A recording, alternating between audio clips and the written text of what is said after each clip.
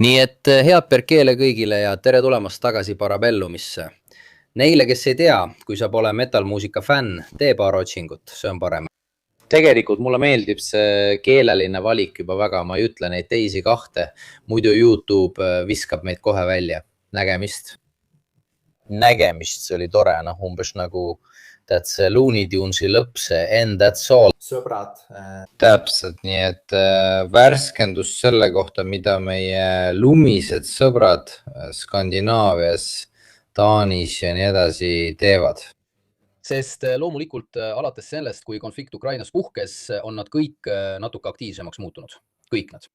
Me teame, et Rootsi ja Soome on liitunud NATOga, aga eriti on vanad vaenud ja pinged muutunud tugevamaks kui kunagi varem. Ja selle kõige keskel olid näiteks mõned mootorite tootmise kokkulepped katki läinud. See oli seotud näiteks Vene tuumajäämurdjate ja paljude teiste asjadega.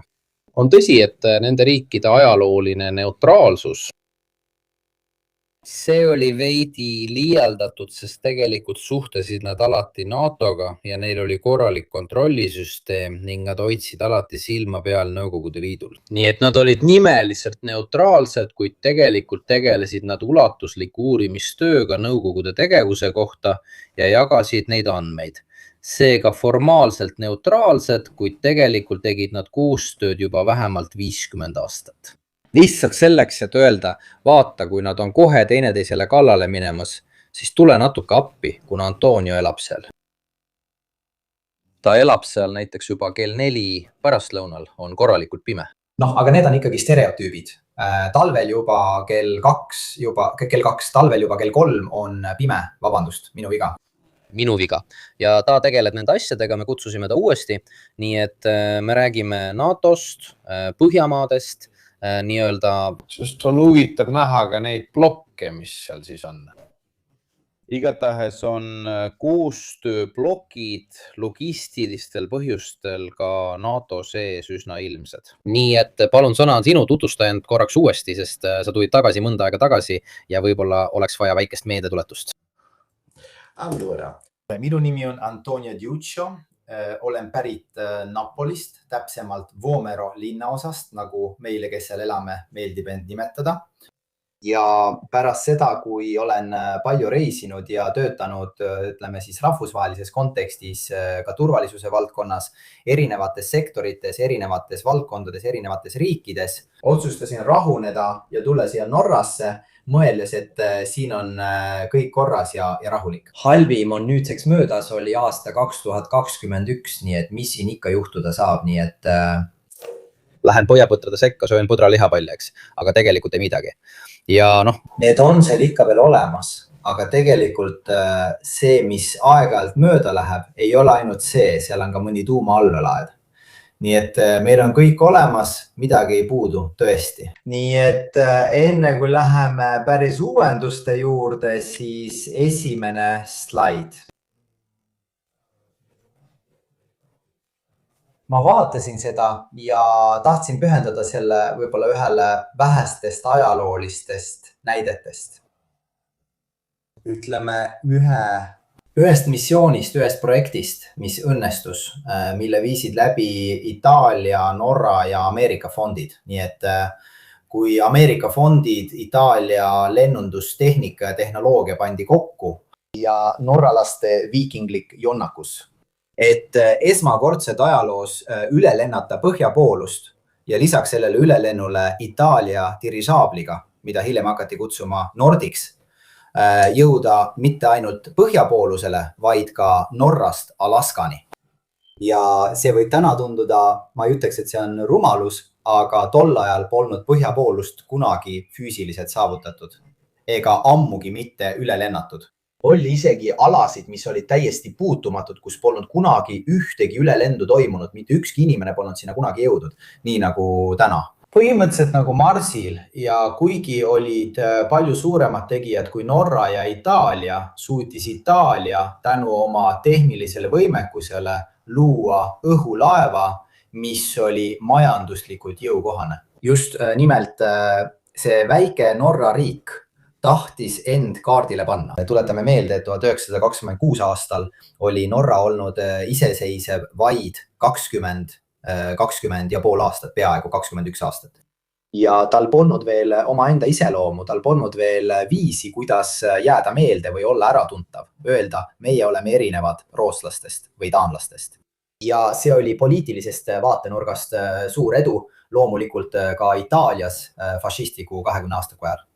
Sellest sai hiljem lisaks tehnoloogilisele ja tehnilisele võidule ka selle mehe võit, kellest hiljem sai kindral Nobile. See oli hiljem ka uhkuse allikaks fašismile. Kuid see ei lähtunud, ütleme, Itaalia poliitilisest tahtest. See oli norralaste tahe ja hiljem tänu edule sai sellest ka Itaalia poliitiline võit. Kahjuks on see nüüd sel põhjusel minu arvates Itaalias täielikult unustatud. Ja tegelikult on see kahju. Sest siin praegu Norras just mais tähistati seda 100. aastapäeva suure tundega, sest see on üks Norra rahvuse aluse müüte. Balbo periood. Lühidalt Balbo ja tema lennud. See on kaart, mis oli ka slaidil, eelmises esituses, eelmises otseülekandes, lihtsalt selleks, et anda aimu, kus me asume. Nii et me näeme, et kõik, mis on Svalbardist põhja pool, kaasa arvatud Gröönimaa, on kõik jääga kaetud. Aga samal ajal on aasta jooksul üha pikemaid perioode, mil on võimalik neist jäädest läbi pääseda ja seega kohale jõuda. See oli natuke põhimõtteliselt. Ja see on üks seega suurtest põhjustest, miks tulevikus, seega mitte täna, mitte homme, aga siiski 10, 15, 20 aasta pärast. See on nüüdseks enesest mõistetav tänu või süü tõttu globaalsele soojenemisele, et need maad tõesti muutuvad Gröönimaa. Seega esimest korda hakkab Gröönimaa nimi tõele vastama. Maa muutub roheliseks. Ja seega see sulab. Ja võib olla seetõttu nii laevatatav kui ka haritav. Ja ka maavarade varusid saab ära kasutada. Nii et see on piirkond, kus me täna asume. Ja just see osa, mida Mirko praegu näitab, see kujutab endast omamoodi kaitseliini, mis sõja korral Venemaa ja Hiina ning ühelt poolt Ameerika vahel, teiselt poolt. See ongi see ahel, mida Ameerika Ühendriikide merevägi peaks teoorias suutma kaitsta. Et vältida kontakti kaotamist Euroopa mandriga ja seega kaotada võimalus anda ja saada varustust Euroopa mandrilt, peaks see ahel olema Gröönimaa, Island, Ühendkuningriik ja siis ühenduma Euroopa mandriga. See tähendaks muidugi, et Svalbard ja Norra jäetakse oma pead, aga loodame, et nii ei lähe. Svalbard on seal, kus süüakse pingviine, mingid lendavad pingviinid, keda püütakse võrkudega, eks. Ma nägin dokumentaalfilmi mingi asi. Ei tohi Svalbardi... Tegelikult on see väga huvitav, sest käis võistlus selle üle, kes ei peaks seda koloniseerima, kuna see oli nii kauge ja raske kliima tõttu hallata. Ja loomulikult ka tehnilised vahendid, mis olid olemas 20. sajandi alguses. Ja lõpuks otsustati see ametlikult Norra valdusse anda, kuid hoides selle militariseerituna ja avatuna ka teistele Svalbardi lepingule alla kirjutanud riikidele. Sellepärast ongi seal terve kaevanduslinn nimega Barentsburg, mis on täiesti seega peaaegu täielikult Vene jurisdiktsiooni all ja loomulikult on seal kõik venelased. Ja 9. mail võite ise ette kujutada, mida tehakse ja mida ei tehta. Just, et vabalt tähistada päeva, ütleme siis Nõukogude võidupäeva Natsi-Saksamaa üle. Need ongi tõesti piirialad, mis lähevad kuumaks nii kliima kui ka geopoliitika mõttes. Näeme ka hiljem, et spoofing ja segamine on nüüdseks igapäevased nähtused. Need ei ole enam erandid. See on omamoodi hübriidsõda, mis juba käib.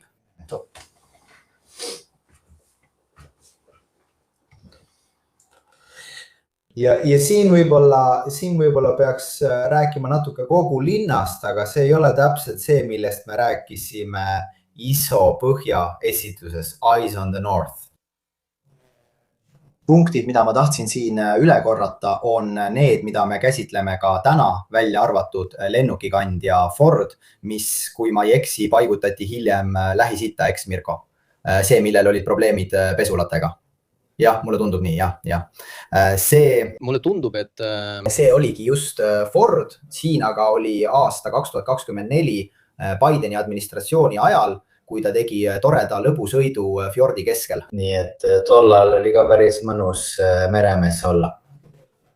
Võib-olla Ameerika Ühendriikide jaoks, Ameerika Ühendriikide mereväe jaoks, sest sa läksid ümber maailma reisile. Teised elemendid, mis on jäänud, on ühine ekspeditsioonivägi, mis on nüüdseks üks kohaliku kaitse tugisambaid. Ütleme siis Põhjala regiooni kaitse kohta ja see on inglaste juhitud, nii et sellest rääkisime ka teises otseülekandes. See on element, ütleme nii, NATO sees, NATO, mis puudutab seda piirkonda ja see on Inglismaa pingutus. See ei puuduta niivõrd vägede kohalolekut koha peal, vaid pigem juhtimist ja Venemaa tegevuste jälgimist mereväe valdkonnas. Seega kõike, mida venelased mereväe valdkonnas teevad, jälgitakse ja tasakaalustatakse selle Inglismaa juhitud koalitsiooni poolt. See on tänapäeval veidi koomiline, kui sellele mõelda, arvestades Inglise mereväe olukorda. Just tegelikult ongi see just sellepärast, ütleme nii, et inglaste kohta võib palju halba öelda, aga üks asi, mida neil ette heita ei saa, on pragmaatilisus. Kui ollakse vähesed ja on probleeme, siis püütakse luua koalitsioon. See ei ole sugugi tühine asi, sest nad ei püüa kõike ise teha. Neil lihtsalt ei ole seda võimekust võib-olla ka nende ajaloo tõttu. See mõtteviis koalitsiooni juhtimiseks, mida teistel riikidel, Taanil, Rootsil, Norralt, Soomel, Hollandil, nagu näeme Rutte puhul, ei ole, neil puudub see võimekus, et kõik liitlased kokku tuua ja ülesanded ära jagada. On iseenesest mõistetav, et ka Inglismaa laeva ehitusvõimekus on taas käivitatud. Ja tõepoolest nüüd kasutab Norra merevägi mitte ainult samu fregatte, vaid on ostnud ka uusi fregatte ja samu koptereid. Inglismaa, seega Inglise mereväe omi, kuid tegutseb täielikus kooskõlas. See tähendab, et nüüd kasutatakse Norra mereväes inglise keelt, kui ollakse ühisoperatsioonidel Inglismaaga. Seega on rahvuslikust keele küsimusest täielikult loobutud, et luua toimiv tervik. Mis puudutab siis Vene allveelaevade jahti Punasele oktoobrile. Kõik küsivad endalt, mis need Vene allveelaevad siis ikka teha saavad. Tegelikult on neid ju ainult mõned üksikud, pealegi on nad tuuma-allveelaevad. Seega juba see iseenesest on probleem.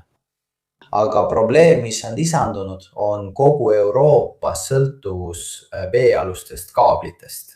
Veealuseid kaableid jälgitakse pidevalt, neid kaardistab pidevalt Vene merevägi, sest hüpoteetilise tuumasõja ja totaalse sõja korral nad teavad väga hästi, et neil ei ole mereväelist võimekust, et vastu pidada lääne merevägedele.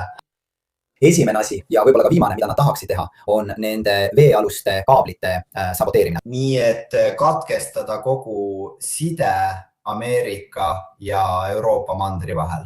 Siis ütlen veel, et Põhjamere piirkonnas kaevandatakse ka gaasi. Ja need kõik on platvormid, mis asuvad merel, seega on need vastastele kergesti rünnatavad. Kui tahetakse tekitada maksimaalset kahju, oleme seda näinud ka Iraani puhul, siis sõltub häireolukord väga palju ka nendest sealsetest natsionaliseeritud puurimistest. Absoluutselt, mitte ainult Norra, sest tegelikult kogu Põhja-Euroopa, eriti just see piirkond, saab sellest kaevandamisest kasu. Sest Norra ise on väike riik, seal elab 5,5 miljonit inimest, aga ressurssi on palju. Tegelikult on riik juba elektrifitseeritud ja seal on ka tammid. Seega on hüdroelektriline võimekus üsna hästi arenenud. tal ei ole neid ressursse nii palju vaja, nagu tegelikult energiamahukatel riikidel, näiteks Saksamaal oma raske tööstuse jaoks. Näeme hiljemgi ka siin sellel sildil, mille ma tänaval pildistasin. Welfare ikke poppen, mis tähendab heaolu, mitte relvi. See on tunne, mis mingil moel loomulikult ei kao kuhugi. See ei ole kriitikavaba tunne, vastupidi, sellel on väga häid külgi. Ütleme siis nii, et tuleb olla ettevaatlik, kui kasutada kõiki neid miljardeid, neid kulutada. Noored, jah, loomulikult punased noored, seega noored kommunistid ei ole enam sugugi kriitikavabad. Mis puudutab NATO blokki, siis igal juhul ei ole see idee ainult punase nooruse oma. Ei siin Norras ega Rootsis ega Taanis. Kui suure protsendi nad saavad? Väga palju. Vähe. Ütleme nii, et punased äärmus vasakpoolsed parteid loevad umbes, saan pakkuda 4-5%. Seega ei ole väga suurt, ütleme nii. Nende päevakorda ei võeta poliitilisel tasandil valimistel eriti tõsiselt. Kui teemad, millest nemad radikaalselt räägivad, arutatakse siiski ka teistes parteides, näiteks roheliste parteides või ka tsentriparteides. Või ka parteid, kes tahavad valitsustele survet avaldada, öeldes, okei, kogu see raha, mida me relvadesse paneme, on küll oluline, aga mõtleme ka heaolule. Seega rääkida heaolust ja relvadest või isegi kui ei öelda otseselt heaolu või relvad, on see siiski teema, mis muutub siin järjest olulisemaks. Sest kõik, mida kasutatakse sõjalisteks kulutusteks ja Skandinaavia riikide taasrelvastamiseks, mitte Põhjamaade, vaid just Skandinaavia riikide. Sest Soome oli valmis, aga ta on ju alati olnud valmis, ta on sündinud valmis. Soome õigustatult oma ajaloo tõttu pole kunagi lõpetanud punkrite ehitamist, isegi mitte 90ndatel aastatel. Nii et meie ehitasime tuulelohesid, nemad ehitasid punkreid, ütleme siis nii. Need on teemad, mis on jäänud alles ja mida käsitleme ka täna, ütleme lühidalt. Esimene lugu, mida ma tahaksin edasi rääkida, ei ole otseselt seotud Norraga, kuid see äratas siiski minu huvi. Sest see puudutas seda laeva Ursa Major, ühte Vene laeva, mille kohta tol ajal räägiti, et selle pardal olid tuumareaktorite katteks mõeldud luugid. Sellest Vene jäälõhkujast, sellest megalomaanlikust projektist, mis on aastaid Vladivostoki sadamas seisnud. Tegelikult selgus, et see laev, mis oli saboteeritud ja Cartagenast väljaspool uputatud, ehk siis Hispaania rannikust eemal, ei vedanudki neid luuke. Ukrainast, tõenäoliselt Ukraina sabotaaži tõttu, eks. See lugu sai siin Norras palju tähelepanu, sest laevale Ursa Major kõige lähemal olnud alus oli kaubalaev Oslo Carrier Free. Nagu Norra lipu all sõitev laev ja ta keeldus Vene meremehi abistamast, keeldus neid päästmast, keeldus neid pardale võtmast. Nii et Ursa Majoril oli kõrval Oslo Carrier Free. See on kuritegu, sest nad keeldusid. See oli asi, mille puhul Vene diplomaatia, ütleme nii, kasutas, ma ei saa öelda seda sõna, mis mul mõttes on, aga kasutas väga teravat tooni. Norra puhul just sellepärast, et oli selge, et midagi oli valesti. Ja tegelikult, kui sa teed 2+2 kokku, Oslo Carrier on lähedal laevale, mida saboteeritakse. Sa ei tee muud, kui lased meremehed pardale, midagi varjatakse. Nii et see leidis siin Norras palju kõlapinda ja tegelikult arvati, et see oli nende luukide pärast, aga tegelikult ei olnud. Sest CNN pärast 2 aastat täiesti ootamatult avaldab selle artikli, mille leiad ka nende allikate hulgast, mida ma mainisin. CNN-i artikkel 12. maist 2026. Päev enne Donald Trumpi visiiti Hiinasse, kus selles väga pikas, väga põhjalikus analüüsis, mis on täis allikaid, seega väga põhjalikult uuritud ja olulistele allikatele toetuv. Seal öeldakse, et Ursa Major, see Ursa Major, mis oli, sisaldas Põhja-Korea allelaevade reaktoreid. Põhja-Korea allelaevad, mida just sel perioodil Pyongyang välja kuulutas. nii et lugu oli palju tõsisem, palju rohkem, ütleme nii, mingil määral õigustab, miks see saboteeriti. Ja seetõttu, miks isegi Vene merevägi otsustas Ursa Majori uputada, seda ütleb ka CNN Ursa Majori kohta. Ursa Major ei uppunud ise, Ursa Major saboteeriti, meie proovisime, Vene merevägi proovis selle päästa, ei õnnestunud, neil õnnestus see uputada. See tuleb välja ka Hispaania uurimistest, mis praegu püüavad selgitada, mis juhtus ja tsiteeritakse just laeva Ursa Majori kaptenit, kes ütles, jah, ma vedasin tuumareaktoreid. Nii et võib öelda, et ma sattusin sellele juhuslikult peale. Selles loos tasus kindlasti edasi uurida, isegi kui see ei puuduta otseselt Skandinaavia riike. Sest see oli mõeldud Põhja-Koreale ja võib-olla oli ka Hiina huvitatud sellest teada saama, kuna Põhja-Korea on ikkagi ebamugav naaber. See on huvitav jälgida, sest selle kõige taustal toimub igasuguseid kummalisi asju. Praeguses kaoses on tegelikult raskem jälgida lugu, mis on otse su silme ees, kui minna seda otsima salajastest allikatest või mujalt, sest segadust on väga palju. Nii et jah, ma ütleksin, et kui keegi hakkab mingit niidi otsa ajama, siis on huvitav vaadata, kuhu see viib, sest sa ei tea kunagi, mis juhtuda võib.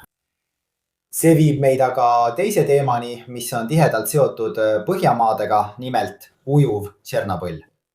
See on sisuliselt projekt, see ülalpool nähtav asi, mis näeb välja nagu merele ehitatud hoone või kruiisilaev, kole. See on Hiina pargas, mis peab mahutama 2 tuumareaktorit, mis ei erine palju juba kasutusel olevatest Vene jäälõhkujate reaktoritest. Nüüd on see Hiina pargas viidud Peterburi sadamasse ja sinna paigaldatakse 2 tuumareaktorit, mille tootis Rosatom. Nüüd on küsimus, kas tuumakütus laaditakse Peterburis või Murmanskis? See on küsimus, mis minu jaoks, kuna ma elan Oslos, tähendab, et ma näen seda möödumas. Kui see laev, see parg jõuab oma sihtkohta ehk ühte kaugesse kaevanduskülla Siberis. Nii et see viiakse välja Peterburist, läbib kogu Väina, möödub Oslost, liigub üles Kirkenesi poole, seega kogu Norra ja jõuab siis kohale. Aga Murmanskisse, see pannakse sinna küll, eks? Täpselt, viimasel ajal on ilmunud videod neile, kellel olid kahtlused selle fregati kohta, mis sai tabamuse Peterburis dokis ja nii edasi, või just hiljuti on nad avaldanud need videod. Täpselt, nii et Rosatom juba on teatanud, tegelikult on Rosatomilt juba küsitud, kas need õnnistatud reaktorid laaditakse kütusega Peterburis või Murmanskis. Nagu juhtus ainsal teisel korral, kui on ajalooline pretsedent, nimelt akadeemik Lomonossovi puhul, mis oli teine pargas, kuid Vene toodang Nõukogude disainiga, seega viidi see Peterburi. Sinna pandi vanad reaktorid, igal juhul Nõukogude disainiga tuumareaktorite mudelid. Kuid enne uraani laadimist veeti need Murmanskisse, seal laaditi need uraaniga ja siis viidi need Siberisse. Seekord, kuna neile on juba neile tehti see tore kingitus, eks ole, et Ursa Major uputati koos 2 tuumareaktoriga pardal, siis ma panen end venelaste olukorda ja küsin, kas mul on kasulikum hoida need tühjana ja lasta laeval põhja minna või hoida need täis ja panna kõik hirmust värisema, kuni jõuan sihtkohta. Mida sina teeksid, Mirko? Aga mina jagaksin alati riski, kuigi ma ei tea, kui suured need on ja kui kergesti neid saab teiseste vedajatega transportida. Kuid kindlasti see, et ukrainlased...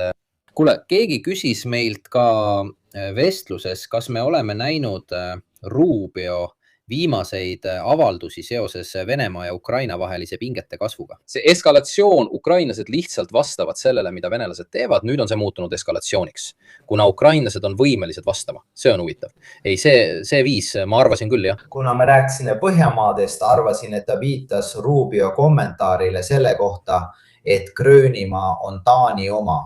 kust Gröönimaa. Praegu jah, mis on huvitav. Sest see käib kokku Venemaa telekanalite viimase nädala hoiakuga, kus öeldakse, et Venemaa naabrid on need, keda Venemaa ise oma naabriteks tahab. Praegu ütleme, et nad on iseseisvad, see paralleelne jagunemine on huvitav, samal ajal, nagu ma ütlesin, on videod avaldatud.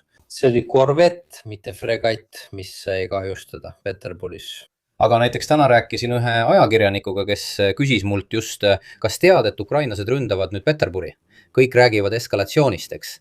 Ma ütlesin, vabandust, aga juba 4 aastat pommitavad nad siin, ründavad igal pool Ukrainas. See muutub eskalatsiooniks siis, kui ukrainlased vastavad. See on pigem õiglus. Topeltstandardid põhimõtteliselt, eks. On tõesti topeltstandard. On oht, et ukrainlastel võib õnnestuda rünnata täpselt nii, nagu venelased ründavad ukrainlasi. Ja seda ei tohi teha. Seda ei tohi teha, eks. Olgu. 4 aastat ühepoolset pommitamist. Nüüd, kui järsku neil tõesti õnnestub saavutada mingi mõju, tuleb vastus targalt poolt. Miks see droon saadeti Peterburi? Mis tabas igatahes. See oli kütusehoidlate rafineerimistehas. Nad tegid seda meelega ajal, kui seal oli inimesi. Siil on see festival, mis see on, jah? See on see...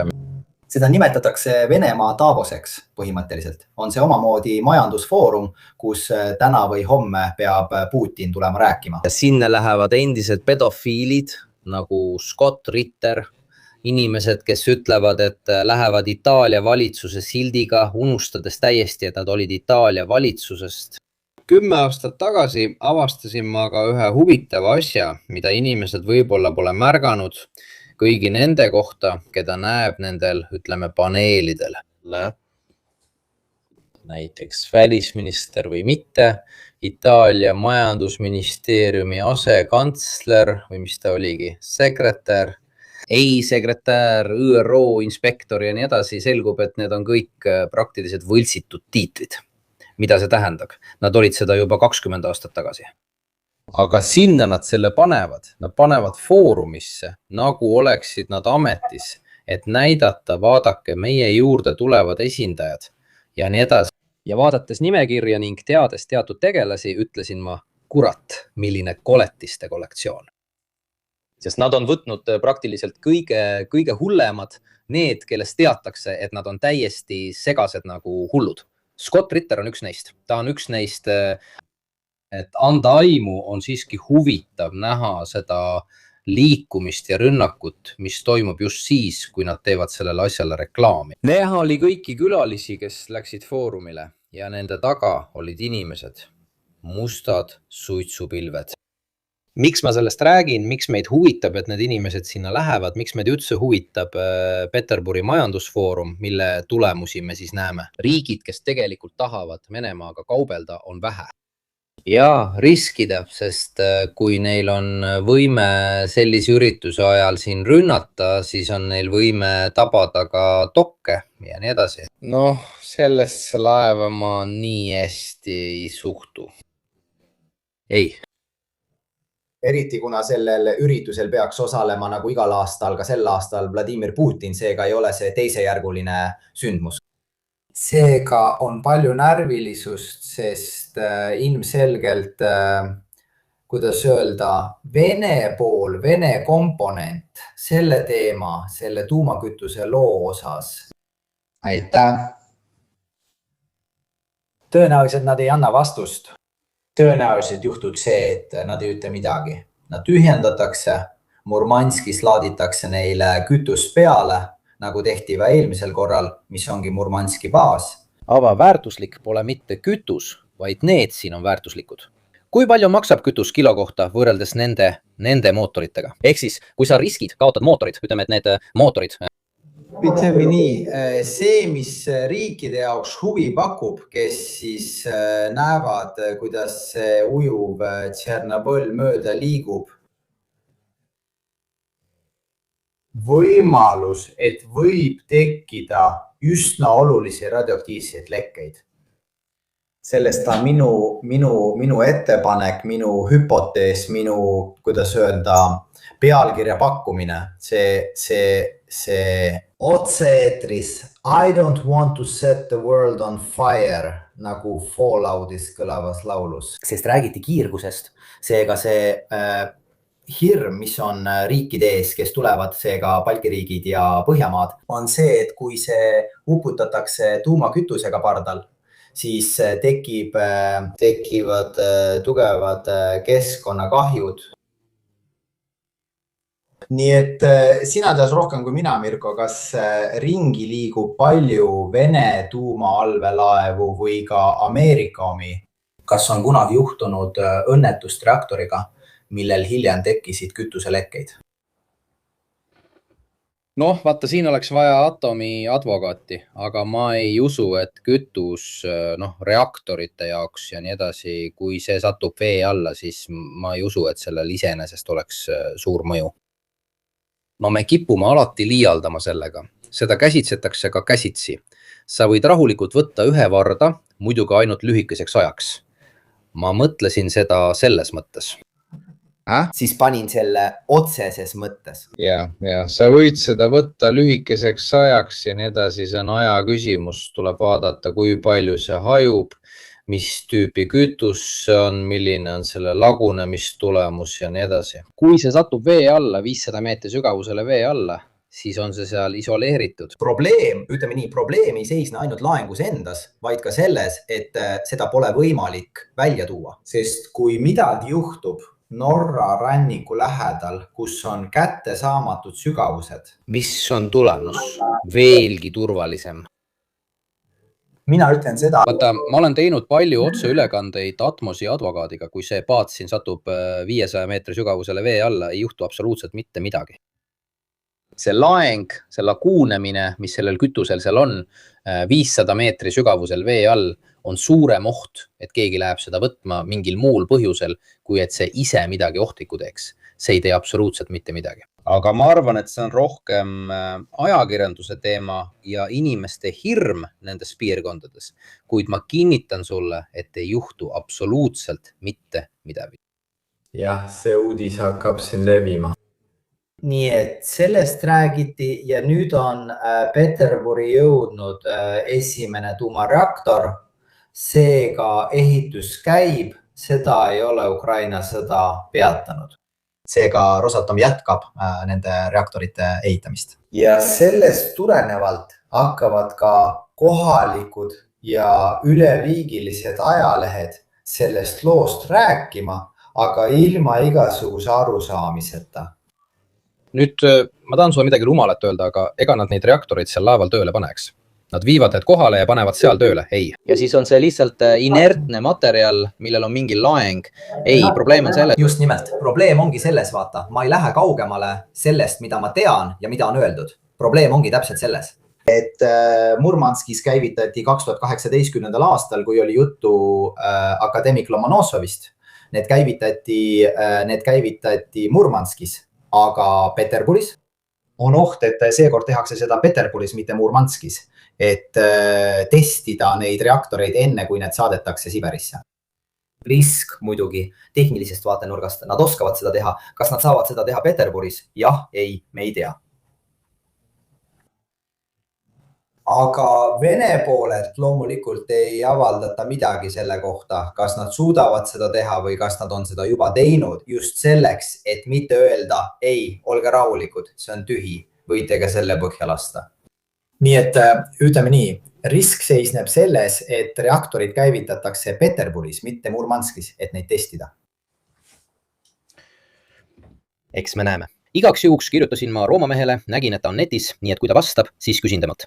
Kas see asi on ohtlik või mitte? Nii palju, kui mina tean, iga kord, kui Luka seda selgitas, siis ainult materjalist ei piisa. Ütleme nii, kellelgi pole varasemaid kogemusi, sest ainus kord, kui selline parv viidi Peterburist Murmanskisse, oli 2018. aastal. Oli üks Ameerika projekt 1970-ndatest, nii palju kui ma olen lugenud, kus üks laev oli ümber ehitatud ütleme siis renoveeritud. Et saada reaktor ja et oleks võimalik elektrifitseerida Panama kanal. See oli projekt, mis sündis 1960-ndatel ja suri 1970-ndatel. Nii et ajaloolisi näiteid pole eriti palju. Loomulikult ka 2018. aasta ei ole... Ei, vaata, ta vastas mulle just praegu. Ütleb, et mingit ohtu pole. See pole erapoolikuse või erapooletuse küsimus. Mark Ronson, 67 586. See on küsimus. See on teaduslik küsimus. 100 kilo materjali, mis tuleb välja paarisaja meetri sügavuselt vee alt. Ja kiirgus ei suuda isegi levida. See sõltub ka materjalist, aga lagunemiskiirus ei ole garanteeritud. See on väga suur. No see ongi see, sest kui räägitakse tuumaenergiast, siis kõik kardavad ja kuulevad neid asju siin. Ei ole mingit ohtu, kui ukrainlased selle õhku lasevad näiteks. Selles mõttes, et see materjal ei plahvata, ei ole sellist taset, mis võiks käivituda. Kindlasti oleks seda väga raske kätte saada. Minu arvates on suurim oht see, et see kraam jääb vee alla ja keegi tuleb selle sealt välja tooma. Sest tegelik oht on see, kui see sinna jääb, mitte reostuse mõttes, vaid et keegi võib selle ära varastada, eriti kui sügavus ei ole suur. 200-300 meetri sügavusel võivad seda kõik välja püüda. Iraan, Põhja-Korea, selliseid oleks palju, keda see huvitaks sellist tüüpi asjad. See juhtub nagu USA Majoriga, kus need tuumareaktorid, mille kohta me tegelikult ei tea, kas neid üldse testiti või mitte. Nii et Hispaania, igatahes kõik need Hispaania uurijad ametlike allikate kohaselt ei ole piirkonnas kiirguse taseme muutust. Nii et sel juhul on see väljalase, nagu sina ja Atomo advokaat ütlete, see ei ole selline kokkupuude, mis tekitaks probleemi. Loomulikult on see erinev, kui keegi räägib millestki, mis on väga kaugel. Meil tuleb see otse silme eest läbi. Nii et ajalehed on juba hakanud seda lugu veidi üles kütma. Nii et ma loodan, et Atomo advokaadil on õigus, seega hoian sind kursis, Mirko, kuidas asi areneb. Asi on selles, et siin küsitakse igasuguseid asju, mitte ainult nime 1260, vaid ka seda, kas me oleme 500 meetri kõrgusel või maa all, vee all. Esiteks kuni 100-120 meetrit saab minna ka tehnilise sukeldumisega, rebreatheritega ja nii edasi. Sinna jõuavad sukeldujad täiesti rahulikult. Ülejäänud puhul on olemas allveesõidukid, mis jõuavad täiesti rahulikult ka 2000 meetri sügavusele ilma suuremate probleemideta. Vaata viimaseid, kes on külastanud, mis mudel see oli, Titanicu uppumine ja nii edasi, kui ma ei eksi, siis üle 2000 meetri. 2-3 või 400 meetri sügavusel ei ole nii raske materjali kätte saada, mitte tükki. See tähendab, et sa ei too küll laeva ülesse, aga piisavalt, et minna sinna sisse allveesõidukiga, et midagi kätte saada ja nii edasi. Luca Romano kinnitab mulle vestluses, ei juhtu midagi. See satub vette ja jääb sinna. See tähendab, et sa peaksid põhimõtteliselt vee all seda materjali kallistama ja seal terve päeva seda hoolega kaisutama. Ja võib-olla see suurendaks su vähiriski. Suur tänu. Hästi. Kui selles piirkonnas püütakse 3 silmaga kalu. Nii et kui äkitselt kalade arv suureneb, kui Põhjamere sardiinid muutuvad sama suureks kui haid, siis võib sellest rääkida. Hästi. Need olid siis tõesti kõige šokeerivamad asjad. Force reaction shock, mis sellel perioodil meil päevil esinesid, mis hakkavad nüüd uudistes üles kerkima ja mis kindlasti jõuavad ka Itaaliasse ning siis saabub tuumakatastroof. Seega me hakkasime teile sellest rääkima. Ma juba kujutan ette kõiki neid YouTubereid, kellel on aatomiseene pilt kaanefotole tühjad pilgud. Siis vaatad seda asja ja avastad, et seal pole absoluutselt midagi. Issand jumal. Nii et edasi liikudes siis koos töötasime ka selle lühivideo kallal, mis rääkis kummalisest droonijuhtumist Taanis, nagu üks sinu jälgijatest seda nimetas, ehk siis droonist Taanis. See on siis lugu sellest, kuidas 22 ja 29 septembri 2025 vahel praktiliselt peatati. Kõik Taani tsiviillennujaamad ja ka mõned sõjaväelennujaamad Taanis. Ja see on lugu, mis sündis ja suri seal põhimõtteliselt. Siis pärast seda akent, seda nädalat, 10 päeva, mil toimus rida sissetunge. Paanika, inimesed, kes kutsusid politsei, issand, ma vihkan sind. Täielik vaikus. See tähendab, et sellel tasemel ei juhtunud enam midagi. Kuid nüüd, kui on juba juuni 2026, ei teata ikka veel midagi. See tähendab, et see on klassifitseeritud kui hübriidrünnakut. Vene oma, kuid ilma tõenditeta. Pole olemas suitsuvat püstolit. No. Kõigi rünnakute päritolu on endiselt teadmata. Tõenäoliselt kontrolliti kaubalaevu. Jah, me kontrollisime kaubalaevu. Okei, aga tegelikult kritiseeriti neid samu kontrolle, sest need olid pealiskaudsed. Tõenäoliselt teavad need, kes on kaubalaevanduse maailmas rohkem kursis, miks see nii on. Võib-olla sellepärast, et loomulikult on need inspekteerimised, nii nagu neid tehakse, pealiskaudsed. Muidu kaotatakse väärtust, raisatakse aega, tuleb maksta liiga palju töötajatele ja seetõttu ongi nii. See ei tähenda, et seal sees hoitakse 50 drooni. Kui nad saadavad 3 tükki segadust tekitama, siis need lähevad sinna, kukuvad vette või öösel on nad kadunud, neid on väga raske kinni püüda. See on nagu õpikust, pole süüdlasi, pole droone, pole midagi, pole aru saada, kust need välja lasti. Ja loomulikult, kuna Taani riik on kena ja kallis, tal on ka oma võimekus, aga tal ei ole kõige jaoks protokolle. Ja ütlen ette ära, et selliste olukordade jaoks nii tsiviil ehk politsei kui ka sõjaväe protokollid loodi alles pärast seda sissetungi. Et proovida hakata mingit korda looma, mingit koordineerimist mõista.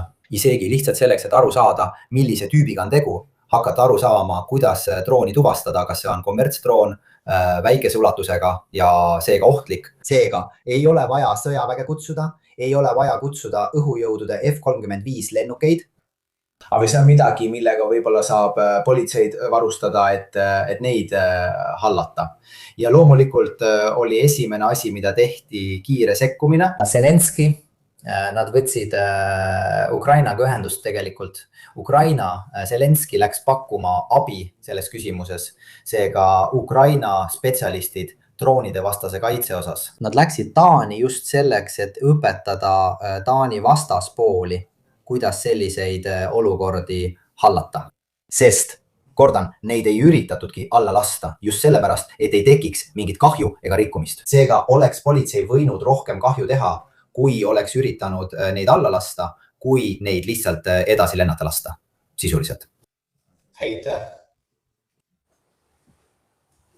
Küsimus, miks nad eeldavad, et nad on venelased? Marslased ei tundu mulle, et neil oleks sellist huvi või tehnoloogiat üldiselt kasutavad nad taevas tulesid. See oleksid võinud olla ukrainlased, aga miks? Sest tema vaatab neid, mitte mina. Stsenaariumid selles mõttes. Kõigepealt selgitatakse probleem, siis müün sulle lahenduse. Aga ka selleks, et tekitada ärevust või taas teadvustada Vene ohtu, seda võivad teha ükskõik, kes ei pruugi üldse olla valitsuse teema. See võib olla ka paar kavalpead, kes lihtsalt tahavad midagi tekitada, eks. Ja ma ütleks, et asi ongi loodud. Kõiki stsenaariume tuleb hinnata. Kuni pole tõendeid, ei saa keegi midagi täielikult välistada. Muidu juhtub sama, mis Nord Streamiga, kus kõik ütlevad, ei, kindlasti venelased. Ma tegin kunagi väga vana otseülekande tabeli ja ütlesin, vaata, venelaste jaoks on positiivseid stsenaariume nii vähe, et see oleks nagu nad oleksid endale püstoli suhu pannud. Mulle tundub natuke imelik, et see olid nemad. Palju tõenäolisem on, et see oli mingi meeskond, kes sealt piirkonnast läbi käis. Sest ma olen märganud, et see juhtum on tähelepanu alt kadunud. Teised olid rohkem seotud tegelike sünnustega, näiteks migid, mis rikkusid õhuruumi, seal oli palju rohkem tõendeid just. Alles jäid droonid, olid lennuteed ja nii edasi. Selle juhtumi puhul sündis ja plahvatas kõik justkui mullis. Tõendeid polnud eriti palju. Ütleme nii, et näpuga näidatakse venelaste peale, sest jah, kuidas öelda, mitte riiklikud osapooled, kes suudaksid sellise ulatusega hübriidrünnakut läbi viia, sest me ei räägi ühest droonist ühes lennujaamas, vaid räägime sellest, et terve nädala jooksul oli korraga 3, 4, 5 või 6 nii tsiviil kui ka sõjaväe lennujaama. Nii et siin on koordineerimine, mis... See on väga hästi korraldatud, seal on päris palju inimesi. Või mõned laevad. Või mõned laevad seal piisab, tähendab, et need droonid võivad välja tulla isegi väikesest kalapaadist. Pole nii, et paned selle koha peal kokku ja lähed. Taani puhul ütleksin, et see sobib suurepäraselt sellisteks rünnakuteks. See on ideaalne koht just selliste asjade tegemiseks. See on natuke nagu droon Rumeeniaseks, see lugu. Ka seal on see huvitav lugu, sest ma olen viimase 2 aasta jooksul jäldinud seda ka kohapealsete ühendustega. Ütleme ühiste sõprade kaudu, et droonid jõudsid Rumeeniasse, aga rumeenlased teadsid väga hästi, et need olid vead. Või olid need Lukerini poolt avatud, või olid need juba elektrooniliselt häiritud, või olid need otsesed Vene kursivead.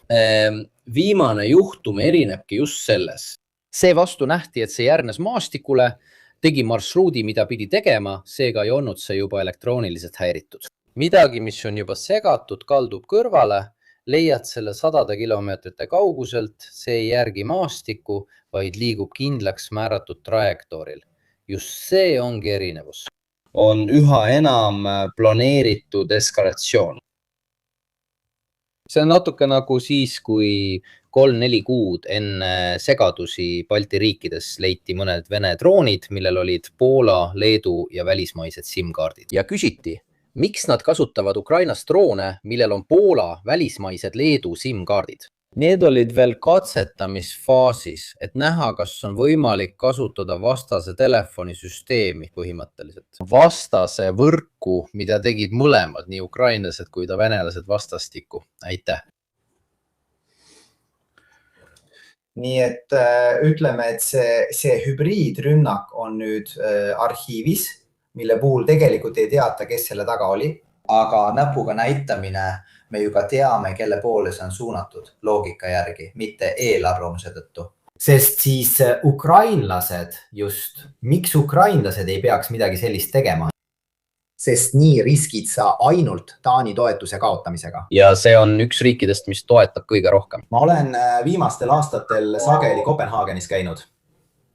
Ja seal on valitsushoonetes, seega parlamendis ja kindlasti ka parlamendis on veel mõni teine hoone, mida ma ka täpselt ei mäleta. Aga ühel pool on Taani lipp ja teisel pool Ukraina lipp. Ja see jääbki sinna. Nad ei vaheta seda mõne teise riigi lipu vastu välja. See on tugev toetusavaldus. Nii et selline asi oleks omavärav, millel poleks mõtet vähemalt loogilisest vaatenurgast. Sest sul pole sellest riigist enam midagi võita, ta juba toetab sind. Ma ütlen seda teile sellepärast, et sageli ei ole kõik Ukraina tegevused riigi poolt koordineeritud. Näiteks rünnak Jushin 25 vastu, mis oli Valgevenes, tuli välja, et Zelenski polnudki seda käskinud. Tegelikult ta peatas nad, ta püüdis eskalatsiooni ära hoida. Lugu Nord Streami rünnakust oli see, et selle taga oli meeskond, mida rahastasid Poroshenko, teised, Zalužny ja nii edasi. See tähendab, et tal ei ole täielikku kontrolli selle üle, mis toimub, ütleme nii. Toon ühe näite. Kui ma tegin otseülekande Kurist siseteenistuste vastu, sõjaväeluure vastu Ukrainas, samal ajal kui Buda rääkis Vene luureteenistuste juhiga. Ma ei mäleta, kas see oli Abu Dhabis või Kataris, mis iganes see oli. Araabia Ühendemiraadid, nad korraldavad rünnaku venelase asetäitja vastu. Ma ei usu, et see oli Buda või Zelenski, keegi teine, kellel on teistsugused vaated ja nii edasi. Seal on natuke sisemisi asju, see ei ole nii, et kõik on Zelenski. Ei, tal ei ole nii põhjalikku kontrolli selle üle, mida teevad paljud, ütleme siis fraktsioonid jutumärkides, mis Ukrainas on. Ta ei saanud Valgevene asjast aru. Ühel päeval läks Ukraina droon ja tabas sisuliselt Vene AVAXi Valgevenes.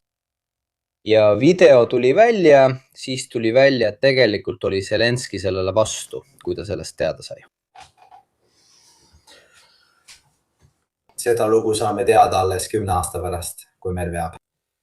Igal juhul tahtsin ma selle slaidi lisada, et anda visuaalne element sellele, mis on ühelt poolt ameeriklaste tähelepanu Gröönimaalt, mis on justkui müts Ameerika mandri kohal, mille kohal, kui peaks toimuma kuulus tuumasõda, lendaksid kõik Venemaalt välja lastud ballistilised raketid otse Gröönimaa ja Islandi kohale. Lisaks varajasele hoiatusele seega ja hoiatused, mis saabuksid samuti NATO riikidest sel juhul, kui raketid lastakse välja nendest baasidest, mis asuvad Euroopa Venemaal. Aga mis puudutab Aasia Venemaad või isegi Hiinat, siis Ameerika peab hoidma silmad ja kõrvad lahti selle suhtes, mis toimub Alaskast, Kanadast ja ka Gröönimaalt. Seega see ongi Ameerika strateegiline huvi, sest nad peavad teadma, mis toimub ja seetõttu omama mingil moel kontrolli Gröönimaa üle. Ja see on võetud arvesse ka viimases luureraportis ehk siis Taani kuningriigi 2025 aasta luureprognoosis, kus samal ajal esimest korda Ameerika Ühendriike enam ei arvestata. Partner, usaldusväärne, liitlane, aga ütlen seda positiivselt, ebausaldusväärne partner, purjus sõber. Seega mitte vastane, aga siiski ollakse. Natuke tüütu aastavahetusel. Täpselt. Selle tüütu onu probleem aastavahetusel oli see, et kui ta siis jaanuaris ütles, et tal on Gröönimaad vaja, mitte minul. Ei usaldaks aastavahetusel 3 minutiks lapse tema hoolde, kuni ma vahuveini valan. Vot nii, täpselt. Välja arvatud juhul, kui see laps just ei ole. Igatahes kogu see jutt Taani kohta ühest küljest, diplomaatilisest küljest on nad hoidnud rahumeelset ja rahuarmastavat keelt. Teisest küljest valimiskampaaniate ajal veebruaris ja märtsis poetasid nad selle riiklikus televisioonis välja, et nad olid siiski saatnud Gröönimaale lõhkeaineid maandumisradade saboteerimiseks, verepakke haavatute jaoks. Ja loomulikult eriüksused, kes oleks pidanud neid asju kasutama. Nii et jah, sõnades olid nad rahumeelsed, aga tegelikkuses valmistuti tõsiselt juhuks, kui Ameerika Ühendriigid peaksid Gröönimaa jõuga üle võtma. Õnneks see asi vaibus ja nüüd on sellest saanud peaaegu nagu naabrite vaheline väike nääklemine. Aga jaanuaris oli Taani valmis Gröönimaad füüsiliselt kaitsma, mitte ainult sõnades, mitte ainult jutuga. Ma tean seda. Nad olid oma meeste arvu Gröönimaal kahekordistanud, 12 ja 24. Olen kindel, et see oleks ameeriklased peatanud. Muide, ka teised riigid olid Taanit väga toetanud, saates igaüks 4 meest, et need siis 2 päeva pärast tagasi kutsuda, eks? Tõesti isegi Slovakkia. Ma ütlen, et kõige tõsisem asi, mida ma Taani poolt nägin, oli sõna otseses mõttes see, kui üks parlamendi liige saatis Drago pikalt. Me ei tea midagi Taani vägede arvudest ja võib-olla ei saavi kunagi teada. Liitlaste toetuse osas näitasid nad vähemalt, et olid eraldi, et nad ei tea Gröönimaast midagi. Nii et ka mina... See tähendab, et ta ütleb mulle Itaaliale või ükskõik millisele teisele riigile, kuigi ma arvan, et Itaalia ei saabnud isegi kedagi. Aga ka Rootsi, Norra, neil pole aimugi Gröönimaa geograafiast ega kliimast, Gröönimaa kliimast. Sest nad polnud seal kunagi käinud, neil polnud mingit aimu. Ja siit paistab see väike, kuid Gröönimaa avarus on iseenesest surmav ka temperatuuride tõttu. Nii et see, mida tegelikult teha sai, polnud otsene kokkupõrge Ameerika vägedega. Tõenäoliselt sureksid nad seal pigem külma kui kuulide tõttu. Aga tegelikult oli eesmärk sabotaaž ja nende elu raskeks tegemine. Seni kaua, kuni keegi Ameerika kongressist võib-olla ärkab üles või tuleb tagasi ja ütleb, oota, räägime sellest, sest see lugu pole eriti ameerikalik, see pole meie silmis eriti sümpaatne. Sa sured tuumapommi tõttu? Ei. Natuke nii, nagu tolle ajal öeldi. Täpselt nii. See Gdański oma.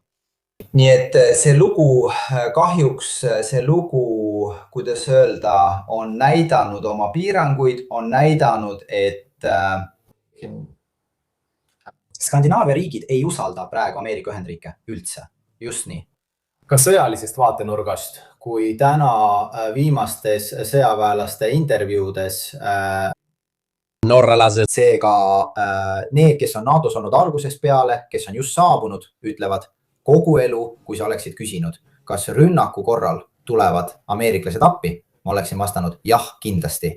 Nüüd ütlen, võib-olla. Nii et praegu on õhkkond selline, peame ise hakkama saama. Ma ei tea, kas oli Trumpi strateegia. Kui jumal küll Trump näeb, et nad on nõrgad, siis ta pahandab nendega. Kui ta näeb, et on vastupanu, siis võib-olla ta ütleb, nüüd nad teevad natuke ise asju, mis ongi see, mida nad tahaksid või vähemalt ameeriklased ütlevad, et me peame rohkem kulutama ja nii edasi. Aga lõpuni pole kunagi täpselt aru saada. Gröönimaa puhul on asi natuke teistmoodi, sest see on osa Ameerika mandrist. Nii et nende nägemuses on see osa nende, ütleme, America First poliitikast. Seda on gröönlased ja taanlased väga hästi omaks võtnud. Nad tunnevad, et ta tahab justkui nende taldrikult kotletti ära võtta. Ja see ei ole jutt stiilis, kui sa end uuesti relvasta, siis ma ei tule sind aitama. See on jutt Mandri-Euroopa jaoks. Gröönimaa puhul on see pigem ei, see on minu oma. Ehk siis sina ei puutu asjasse, sina oled Euroopas, meie oleme Ameerikas, Gröönimaa on Ameerika oma. See ongi see mõtteviis, mis siin on omaks võetud, õige või vale. Me ei ole, ei, aga... Kas tead, kuidas on Trumpiga? Ta nägi maailmakaarti esimest korda. Ta nägi, mis Ameerika ümber on. Kanada, minu oma. Gröönimaa, minu oma. Kuuba, Belindo, seal on ka Venezuela. Ta vaatas lihtsalt esimesi asju, mis ette jäid. Kui ma nägin, et nad hakkasid Kanadas separatismi rahastama. Kas ka Gröönimaal? Just. Jah, aga Gröönimaal on see juba raske, see on väga väike kogukond. Rahastused ja muud asjad tulevad kohe välja. Ja nüüd on see asi kestnud. Tegelikult ei kestnud see üldse kaua. Räägime sellest, siis teeme väikese pausi, sest meie rakenduse kohta on uudiseid. Või neile, kes meie rakendusest midagi ei tea, saavad sellest varsti teada. Vene segamine ja õhuruumi kasutamine kõrgemal. See on väga palju arutatud teema, oleme teinud mitmeid lühivideoid selle kohta. Ma ei tea, kas sa oled näinud ka Fontana uuringuid ja nii edasi. Ma ütlen selle koha alguses ära. Mitte kõiki droonide liikumisi ei saa seletada Vene segamistegevusega. Nii et siin on ka natuke Balti riikide ja ukrainlaste kavalust, et lennata väga piiri lähedalt või kasutada rahvusvahelisi reegleid ära. Selles mõttes, kui minu droonid lendavad Eesti õhuruumis, ei saa Vene S-300 operaator tulistada rakette Eesti territooriumile, et neid alla lasta. Nii et nende asjadega mängitakse palju, sama tegid ka venelased, see ei ole midagi uut, mille ukrainlased oleksid välja mõelnud. Ründed liupommidega või Vene droonidega, mis on jõudnud isegi Poola piirini. Aga millist marsruuti nad kasutasid? Minge vaadake otse ülekandeid. Millist marsruuti nad kasutasid? Täpselt seda, mis kulgeb Valgevene ja Ukraina piiri ääres. Nii et siin on natuke kahetisust ja trikke, ütleme nii. Aga tegevust on palju. Absoluutselt. Nii, need fotod, mis me siia panin, on kõige enam mõjutatud piirkondade omad. Ilmselgelt on Kaliningradi eksklaav muutunud tõsiseks probleemiks segamise seisukohalt, sest kogu piirkond on nüüd täiesti mitte navigeeritav. Seega on see väga keeruline nii kõigile tsiviillendudele kui ka navigeerimisele. See ongi nagu tõeline okas keset Poolat valimisjutud Leedus. See on siis soomekeelne kaart, sest ma võtsin selle ühest Soome artiklist. Ja siiski, ütleme, hiljuti on olnud Ukraina droone, mis on kukkunud alla õhuruumis. Ütleme siis Soome territooriumil. Ja Soome ametlik versioon on, et see juhtus segamise tõttu. Sama arutavad ka soomlased avalikult. Võib-olla sinul, Mirko, on allikaid, mis on natuke rohkem, ei tea. Vaata, mina ei olnudki neid Soome allikaid jälginud. Näiteks X-is Osint allikat sellest peaaegu ei räägi. kõik oli keskendunud Leedu valitsuse küsimusele, droonidele Leedus ja nii edasi. Probleem, ütleme, eriti Soome puhul on see, et tegemist on väikese riigiga. aga vabandust, see tundus mulle vältimatu, sest kui nad ründasid näiteks Peterburi laevatehaseid, liikusid nad mööda seda rannikut. Siin tegid nad seda ringi, siin mitte, nad ei jõudnud otse kohale. Mõnel juhul võeti see marsruut, et rünnata naftalaborit, aga need, kes suundusid dokkide poole, liikusid juhuslikult mööda Soome rannikut. Aga ma ei teadnud, et sinna oli midagi maale jõudnud. Jah, ei, see on üsna hiljutine lugu, aga seda käsitleti nagu naabri poiste paberilennukit. Nad on lihtsalt poisid, pole midagi tõsist. Sest soomlased, mis puudutab Ukrainat, ütlevad, tehke teie. Nad on teadlikud, et kõik, mida Ukraina üritab teha, on Venemaa nõrgestamiseks. Soomlased on rahul. See, mida Soomes praegu natuke avalikumalt arutatakse, vähemalt nii palju, kui mina lugesin. Sest ka keel, mina soome keelt ei räägi, soome keel on minu jaoks lisapingutus. Ma saan lugeda, saan aru rootsi, taani, norra keelest, aga soome keel kuulub teise keelkonda. Aga see, mis kajab Soomest siia välja, on see, et need Ukraina droonid on alla kukkunud. Pole selge, kas need on tõesti juba relvastatud. Kus oli selle segamise allikas? Miks ei saanud olla Kaliningrad, miks ei saanud olla Peterburi? Arvatakse, et need on samad laevad, Vene laevad, seega kummituslaevastik, üldiselt Vene naftatankerid, mis on varustatud. Nüüd on neil ka segajad, et tekitada häireid kõigis piirkondades, kus nad liiguvad, sest Venemaal on huvi nendes piirkondades häireid tekitada ehk signaali segada. Nii et see võib olla ametlike Soome allikate järgi, võib see olla ka segamine.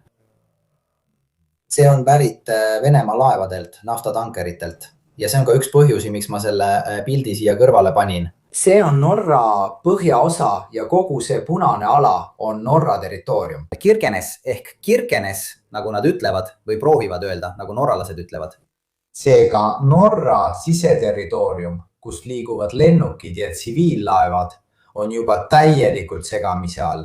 Nii et tuleb kasutada pardainstrumente. Sest GPS on nendes piirkondades täiesti ebausaldusväärne ja see on nii olnud juba paar aastat, nüüd on see täiesti ebausaldusväärseks muutunud. Oota.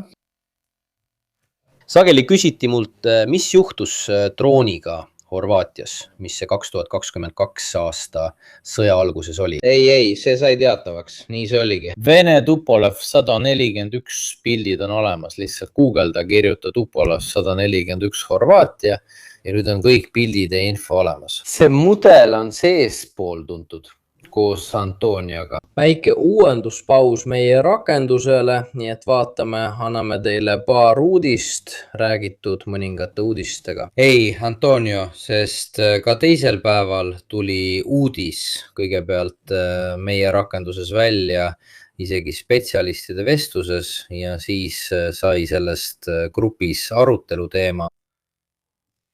Jah, täpselt nii. Kõigepealt tere õhtust kõigile, tere õhtust, Antonio. Jah, tegelikult täna õhtul ei võta ma teil palju aega, lihtsalt, et anda mõned uuendused rakenduse käekäigu kohta. Olgu, kõigepealt tahaksin kõiki tänada, sest vähem kui 2 nädalat pärast käivitamist oleme juba, ütleme nii, ületanud selle piiri. Nii et 1000 allalaadimist, seega liigume kiiresti üle 1000. Kogukonna reaktsioon on olnud tõesti suurepärane ja seetõttu on esimene asi, mida täna õhtul teha tahan, tänada kõiki neid, kes meid toetavad. On palju inimesi, kes annavad tagasisidet peaaegu kõigis kanalites. Meile on saabunud ka paljud CV-sid võimalike koostööde jaoks. Nii et me oleme tõesti väga-väga õnnelikud ja loomulikult loodame, et saame samamoodi jätkata. Ma segitan korraks. Sest võib-olla on keegi, kes ei tea, millest paganast me räägime, millega tegu on. See rakendus on põhimõtteliselt selline äpp, mis kategoriseerib juba üle 14 000 allika, kasutades analüütilisi, aga ka inimlikke kriteeriume. See tähendab, et alati on inimene protsessis sees, et üle vaadata midagi, mis on tehtud, kasutades nii minu kogukonna aastatepikkust tööd Telegramis Debunki teemal kui ka muud. Et treenida tehisintellekti, mis on väga keskendunud sõjalistele, geopoliitilistele ja muudele uudistele koos liidesega, mis võimaldab sul näiteks valida, millist tüüpi uudiseid sa soovid. Ainult lennundusuudised, ainult NATO kohta, ainult Venemaa kohta, ainult droonide kohta ja nii edasi. See teeb juba ise eelvaliku ka allikate osas. Sageli näen inimesi või kui ma ise uurimist teen ka käsitsi, märkan, et sama uudis on korratud 50 korda. Sa ei tea kunagi, kes on Republika Posta, The Washington Post, EAP pressi eesmärkidel. Meie rakendus võtab ainult originaali, see ei anna sulle 50 versiooni samast asjast. See on juba suur eelis, eks ole. Just, nimelt selle rakendusega jälgime ja klassifitseerime, nagu Mirko ütleb, üle 14 000 allika. Toode, ütleme nii, on loodud, tahame pakkuda konteksti koos kasulike infoga, et uudiste lugemine oleks lihtsam. Sest uudis ise esitatakse tavaliselt, ütleme nii, kontrollitud kontekstis, aga tal on harva terve rida muid klassifitseerimise tegureid, mis tõesti aitavad kasutajal aru saada. Sügavamal tasandil, millest ta räägib? Meie teeme seda oma rakendusega, mis on siin ekraanil näha, lühidalt, mida me teeme. Näidame, kust uudis pärineb ja meil on olemas alvallikad, sest me läheme ja jälgime ning kogume infot. Kus alguse saab, seega on meil tohutult palju allikaid, üle 14 000 rahvusvahelise allika. Mis tüüpi sisu see on? Just see allikas, kes selle avaldab, ehk siis algallikas, väljaandja, kes esialgselt info avaldab. Ja me teeme veelgi rohkem, sest meil on allika usaldusväärsuse klassifitseerimissüsteem. Nii et iga meie jälgitava väljaande kohta, mida me jälgime. Üks meie tehisintellektides klassifitseerib väljaande usaldusväärsust. Seega pakub ka märgistust usaldusväärsuse kohta. Ja siis teeme ka muid asju, näiteks anname geopoliitilise perspektiivi. Nii et esmapilgul saab inimene aru, kas see on parem või vasakpoolne. Uudisloo toon, selle väljendusviis ja muud teavet. Oota, siis ütleb aga näiteks Ground, see asi on tal ainult unes, selles mõttes. Ground ütleb sulle, kas see on vasak või parempoolne või kui kallutatud see uudis on. Meie ütleme sulle ka, et see on huvitav, sest võib-olla ütleb Jerusalem Post, et Hezbollah juht on surnud. Jah, aga seda ütleb Jerusalem Post. Kui sa ei anna konteksti, kas see on Iisraeli vasakpoolne või parempoolne ajaleht? Kui sa annad uudise nende arvates vastase tapmise kohta, siis paratamatult näed sa seda positiivse uudisena. Jah, aga sõltuvalt sellest, kes selle annab, on need asjad palju sügavamad, ütleme taseme poolest. Ja siis ei ole asi ainult parempoolsuses või vasakpoolsuses, vaid ka selles, mis tooniga ja kes selle annab ning mis põhjusel. Aga ka selle ajalehe käsitluslaadis. Ta andis 100 uudist, kui paljud neist osutusid kohe tõeks, kui paljud on liiga aktuaalsed. See usaldusväärsuse keskmine tase, mis aja jooksul, mida rohkem sa liigitad, seda rohkem see kasvab. Ja see kriteerium ei ole isiklik, see kehtib kõigile ja samal ajal samamoodi näeb. Ma võtsin just kõige usaldusväärsema. Toon näite uudiste kohta, võttes ühe lihtsalt juhuslikult. 12 100, nagu näed, vasakpoolne kallutatus, usun, et oleme kõik nõus, usaldusväärsus madal. Ja tegelikult on palju hullematki. See ei pruugi olla propaganda, eks Antonio, võib-olla on see lihtsalt viga, näiteks uudis, et venelased lasevad barbaarse pommi. Jah, see on tõsi. Tubli. Tegelikult on see sel juhul valeinfo, mitte sihilik väärinfo, aga see on tehniliselt vale teave, mida me tuvastame. Aga näiteks õige, siin üks väike selgitus funktsiooni kohta. Nagu näete, me klassifitseerime hinnangu põhjal. Skaalal 0-100, kus ideaalne allikas on 0. Nagu näete, on tegelikult palju allikad, millel on 0. 0. Allikad, kus meie algoritmide põhjal tuvastatakse propaganda, märgitakse ära. Ja siis klassifitseerime ka usaldusväärsuse taseme ja kallutatuse, see on see teine info, millest Mirko rääkis. Aga lihtsalt veel üks praktiline näide. jah. aga ka sellepärast, et paljud neist ajalehtedest või veebilehtedest ja neil omakorda on väga palju teisi saite, mis tegelevad faktikontrolliga. Nii et nemad avaldavad uudise ja siis on sul 50 saiti, mis tegelevad selle uudise ümberlükkamisega seal. Kui 51 vastu sulle tõestavad, et sul ei ole õigus, siis loomulikult kaotad sa väärtust. Absoluutselt, näiteks vaadake, see on russianrt.com juhtum. Meie oleme sellel allikal analüüsinud 294 artiklit. Nii et siin näete ka, ütleme, kui suur on tehtud analüüsi maht. On olemas vastavus, see on liigitatud madalaks kahjuks, ütleme nii. On tuvastatud propaganda ja antud juhul algoritmide põhjal, ütleme nii, on see ka väga kõrge. Tegelikult näete seda punasena, see on 75-100. Nii et ka skaalat tuleb selles mõttes niimoodi tõlgendada. Kuidas nimetatakse seda rakendust iPhone'is, mida nad otsivad? Aitäh sulle selle eest, sest kui tohib, tahaksin anda 3-4 lühikest mõtet just selle rakenduse kohta, sest on palju sellesisulisi küsimusi olnud. Nii, rakenduse nimi on nagu meie algatuselgi Osservatorio Interni, loodan, et panite tähele. Meie tegime selle, planeerisime selle selles mõttes koos Mirko meeskonna ja kõigi teistega. See on kontrollitud väljalase, seega hetkel pole see saadaval iPhone'ile ega ka teistele riikidele peale Itaalia, kuid Itaalias on see olemas. Aga ma ütlen teile ette head uudised, nimelt täna on see olemas Androidile. Ja Itaalias, ütlen seda sellepärast, et on palju itaallasi, kes elavad välismaal ja on meile kirjutanud ning küsinud, mis nad ei saa seda alla laadida. Jaapanist, Kanadast, Saksamaalt. Jah. Tõepoolest, see on suurepärane, sest Mirkol on jälgijaid igas maailma nurgas, see on otseses mõttes. On meile kirjutanud palju inimesi, neid on laiali üle kogu maailma. Aga kahjuks, ütleme nii, aga see on tahtlik. Hetkel nad ei saa seda alla laadida. Paljud on meile öelnud, et nad on proovinud VPN-iga, aga isegi sellega ei õnnestu, sest ilmselgelt on olemas üsna tugev riigipõhine filter, nii et nad ei saa seda alla laadida. Aga tasapisi toimub kontrollitud väljalase ka teistes riikides ja me anname teile sellest teada. Ütleme nii, et samm-sammult, kui me edasi liigume nii meie lehtedel kui ka siin, kui tuleme otse-eetrisse, räägime järgmistest riikidest, järgmistest maadest, kus rakendus saadaval on. Muidugi teeme seda kontrollitult, sest te mõistate, et võib-olla meil on, ma ei tea, 100 Prantsuse või Itaalia kasutajad, kes elavad Prantsusmaal ja tahaksid rakendust. Aga hetkes, kui me teeme selle Prantsusmaal kättesaadavaks, peavad meil olema süsteemid, mis suudavad potentsiaalselt vastu pidada, ütleme, mitmele tuhandele, sadadele tuhandetele potentsiaalsetele Prantsuse kasutajatele. Seega loomulikult on väljalase kontrollitud ka sel põhjusel. Kui tohib, siis veel üks oluline asi, mida paljud on meid küsinud, on tõlgete teema. Sest mida me siis tegelikult tegime? Meil on rakendus, kui te selle alla laadite, siis uudised on selles keeles, ütleme emakeeles, milles need avaldatakse. Näete siin, eks? Siin on lipukesed ja siis on uudised erinevates maailma keeltes, milleski aru ei saa. Aga see ongi meelega nii tehtud, ütleme nii. See tähendab, et me tegime selle just selleks, et näidata, et meil on originaalallikad olemas. Aga piisab, kui minna seadistustesse. Siin on uudiste keel, mis tõlgib artikleid.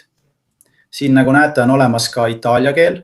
Muide, siin on ka peamised keeled, sest varsti jõuame varsti ka nende riikide turule. Aga kui keegi tahab neid näha itaalia keeles, pealkirjad ja eelvaated, siis valib siit itaalia keele, kui tagasi voogu minna, näete. Teil on need juba itaalia keeles olemas. Selle kohta on tal õigus, nad ütlevad, pange funktsioonidega legend juurde. Tegelikult peaksime tegema reaalõpetusi või selgitusi, sest on olemas mõned alamfunktsioonid, mida ma pean väga kasulikuks neile, kes teevad analüüsi. Kui ma tahan näiteks kõiki uudiseid, näiteks mida enne räägiti, aga droon on Horvaatias, eks? Kuhu ta kadus? Sa lähed kirjutad, mis see oli? Antonov 141, eks? Ja sa otsid ainult neid uudiseid, mis sellest rääkisid. Kui ainult uudiseid, näiteks Korea sõdurite kohta ja nii edasi, ja sa saad kogu ajaloo kätte. Mis hiljuti juhtus droon Peterburis? Ta tahab ainult neid uudiseid, mis räägivad Peterburi droonist. Ja võib-olla saan ma valida mitte ainult uudiste tüübi nagu maa, õhk, merevägi, küber, droon ja nii edasi, vaid ka ainult selle riigi, kes sellest räägib. Ta tahab ainult Vene uudiseid, mis räägivad droonist. Ta tahab ainult NATO uudiseid. Saad luua filtreid NATO ja riigid saavad luua filtreid, et ise valida, mida soovid vaadata. See on midagi teistsugust kui see, mida kõik teised teevad. See on peaaegu rohkem nagu otsingutööriist. Lisaks sellele, et see aitab uudiseid kategoriseerida. Täpselt, sest meie tahame siin pakkuda järjest võimsamaid ja struktureeritumaid otsingusüsteeme. Praegu nagu näete, on see otsingusüsteem, mis põhineb siltidel. Nii et kui ma otsisin Peterburi kohta, siis ta näitab mulle valitud ajavahemikus, antud juhul 24 tunni jooksul ja siis saab valida ka 7 päeva või kogu ajaloo. Ta näitab mulle, et erinevatest riikidest on meil need raportid. Seejärel saab filtreerida siltide abil. Näiteks, kui ma klõpsan right peale, siis ma näen siin riikide raporteid, aga ainult neid, mis on kirjutatud allikatest, ütleme nii, mis on seotud parempoolsetega. Kui ma kirjutan Naval, siis mul on, ütleme, filtri uudisele, mis aga tuleb, ütleme nii, just nimelt filtreeritud, ütleme nii, mereväe kategooria järgi. Nii et see ongi meie süsteem, me kasutame silte natuke, sildid on kogu rakenduse läbivad teemad, seega kasutame neid ka otsinguks. Kutsume teid, nagu me alati koos Mirko ütleme, tegelikult tulime rakendusega välja, sest oli aeg, kuid see on siiski alles beta-versioon. Meil on sel kuul Itaalias kontrollitud beta-versioon, eelkõige selleks, et parandada võimalikke vigu, teha juhiseid ja kõike muud vajalikku. Peate olema kannatlikud, sest me oleme väike meeskond, teeme tohutut tööd ja teeme loomulikult nii palju, kui suudame. Aga teie tagasiside on väga oluline, sest kui näiteks mõni funktsioon, mis teile huvi pakub, puudub, kui näete, et miski ei toimi, kirjutage meile. Anke sellest teada Mirko vestluses, anke sellest teada ka... Minge kohe lingile ja jälgige otseülekandeid. Sest aeg-ajalt anname teile teada, uuendame teid selle kohta, mida me teeme, samuti selle kohta, millal see teistes riikides välja tuleb ja nii edasi. Siis nagu tavaliselt töötame ka Housing at Home'i kallal, mis on viis, kuidas meid aidata, kasutades tööriista, mis aitab meil allikaid klassifitseerida. Ja see on töö, millega jätkame ja kindlasti muutuvad sildid järjest tehnilisemaks, mitte ainult droonide mõttes, vaid ka millist tüüpi droon. Raketiuudis, millist tüüpi raketid, võib-olla on need uudised ballistilistest või tiibrakettidest, IRBM-idest või millestki sellisest. Aitäh, Antonio, värskenduse eest ja kohtume nädala jooksul, kui midagi uut tuleb. Luis Puka, siin räägiti, et teil on 2 Antoniod ühe hinnaga, nii et mida te veel tahate? Aitäh kõigile, Mirko, aitäh kõigile. Kui ma ütlen veel viimase asja lihtsalt sellepärast, et seda on palju küsitud, ma ei jõudnud seda enne lõpuni öelda. iOS-i versioon on 90% valmis, see tähendab Apple'i seadmete jaoks, nii et loodame selle paari nädala jooksul välja anda. Siis on veel Apple'i ülevaatustiim, kes võib võtta paar päeva, aga siis peaks kõik valmis olema, nii et vasti on ka see päev käes. Suurepärane, näeme varsti.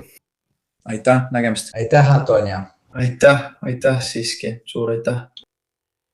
Nii, kõigepealt vabandan oma jälgijate ees, sest nagu ma ütlesin, Mirko, mul on jännese mälu. Põhimõtteliselt, kui ma ringi pööran, olen juba unustanud, kust ma tulen. Seega ma ei jälgi otse küsimusi, mida esitatakse. Kasutasin võimalust, kuna... Oled sa teinud märkmeid? Ma tegin märkmeid täpselt nii, ma kirjutasin mõned küsimused üles, aga kui on veel küsimusi, Mirko, mida sina saad filtreerida, siis ma panin need vanamoodsad kirja ka paberile. Nii, Ukraina toetamine on, kuidas öelda, mitmel põhjusel on kõigil Põhjamaadel head põhjused jätkata Ukraina toetamist. Hoolimata droonidest, hoolimata kõigest. Korruptsioonijuhtum, eriti kui ma ei eksi, tema nimi on Jermak, Zelenski teine mees. Hoolimata kõigist võimalikest kui-agadest, sest igal Põhjamaal on oma põhjused, miks neil on Ukraina asi südamel. Kas see selleks, et järgmisel päeval ei tülitataks neid?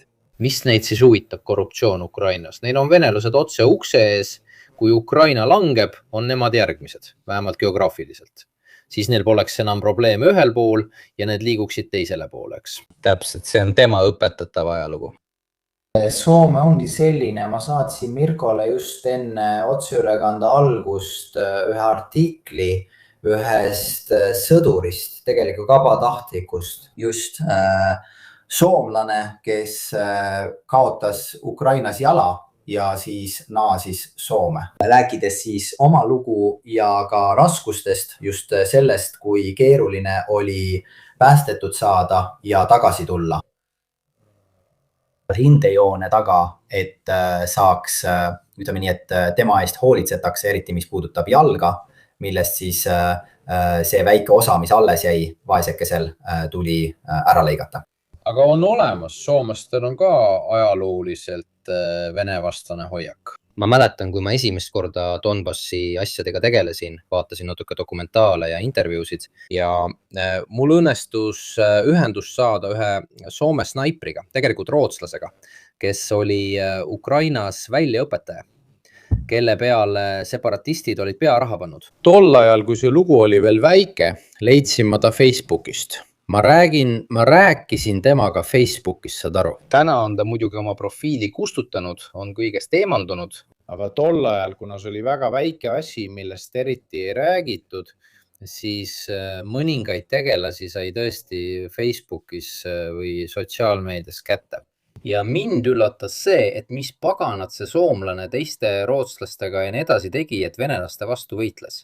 Nii et ilmselt midagi juba toimus või nad olid juba aru saanud, et see lugu hakkab plahvatama.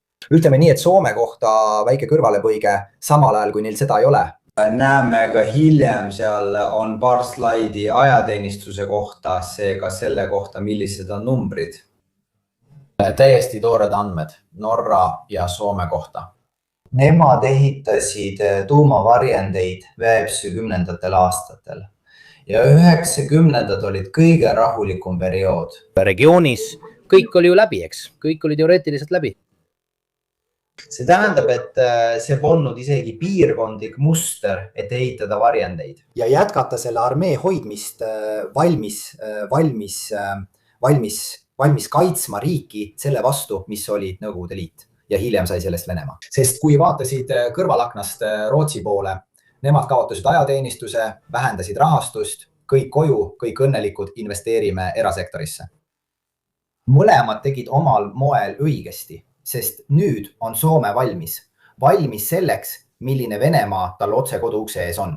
Aga näiteks Rootsi majandus on praegu palju tugevam. Sest tsiviilmajandus, seega tööstuslik osa, kõik see, mis säästeti, kuna ei pidanud rahastama sõjalist poolt, läks kõik riigi SKT kasuks.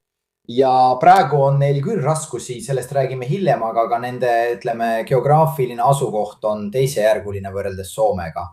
Seega tunnevad nad, et neil on rohkem aega asjade tegemiseks. Igatahes jah, see on üks küsimustest ja põhjuseid ei ole. Nüüd on ka Taanis Fredrikseni valitsus sisuliselt täielikult uuesti kinnitatud. See näitab, et kõige selle eest, mida ta seni Ukraina toetuseks teinud on, ei ole teda karistatud. Fredriksen ja tema partei ning seega ka tema koalitsioon on taanlaste poolt, sest nad jätkasid hääletamist enam-vähem samas suunas. Kui me muidugi oleme Taanis, pead tegema koalitsiooni tuhandete parteidega, see on normaalne, kuid siiski on olemas teatud järjepidevus võrreldes varasemaga. Teine küsimus oli popp. See ei ole küsimus, aga seda tahan ma ise öelda, sest seda kuuleb pidevalt ka rahvusvahelistes ajalehtedes, mille tase on päris hea, samuti Mirko rakenduses Norra liitumine Euroopa Liiduga. Ei. Norra liitumine Euroopa Liiduga toimub siis, kui nafta saab otsa, gaas saab otsa, kõik selle riigi loodusvarad saavad otsa ja siis öeldakse, olgu, nüüd kui meil enam loodusvarasid pole, võime Euroopa Liitu astuda, sest oleme riik muide nagu iga teinegi.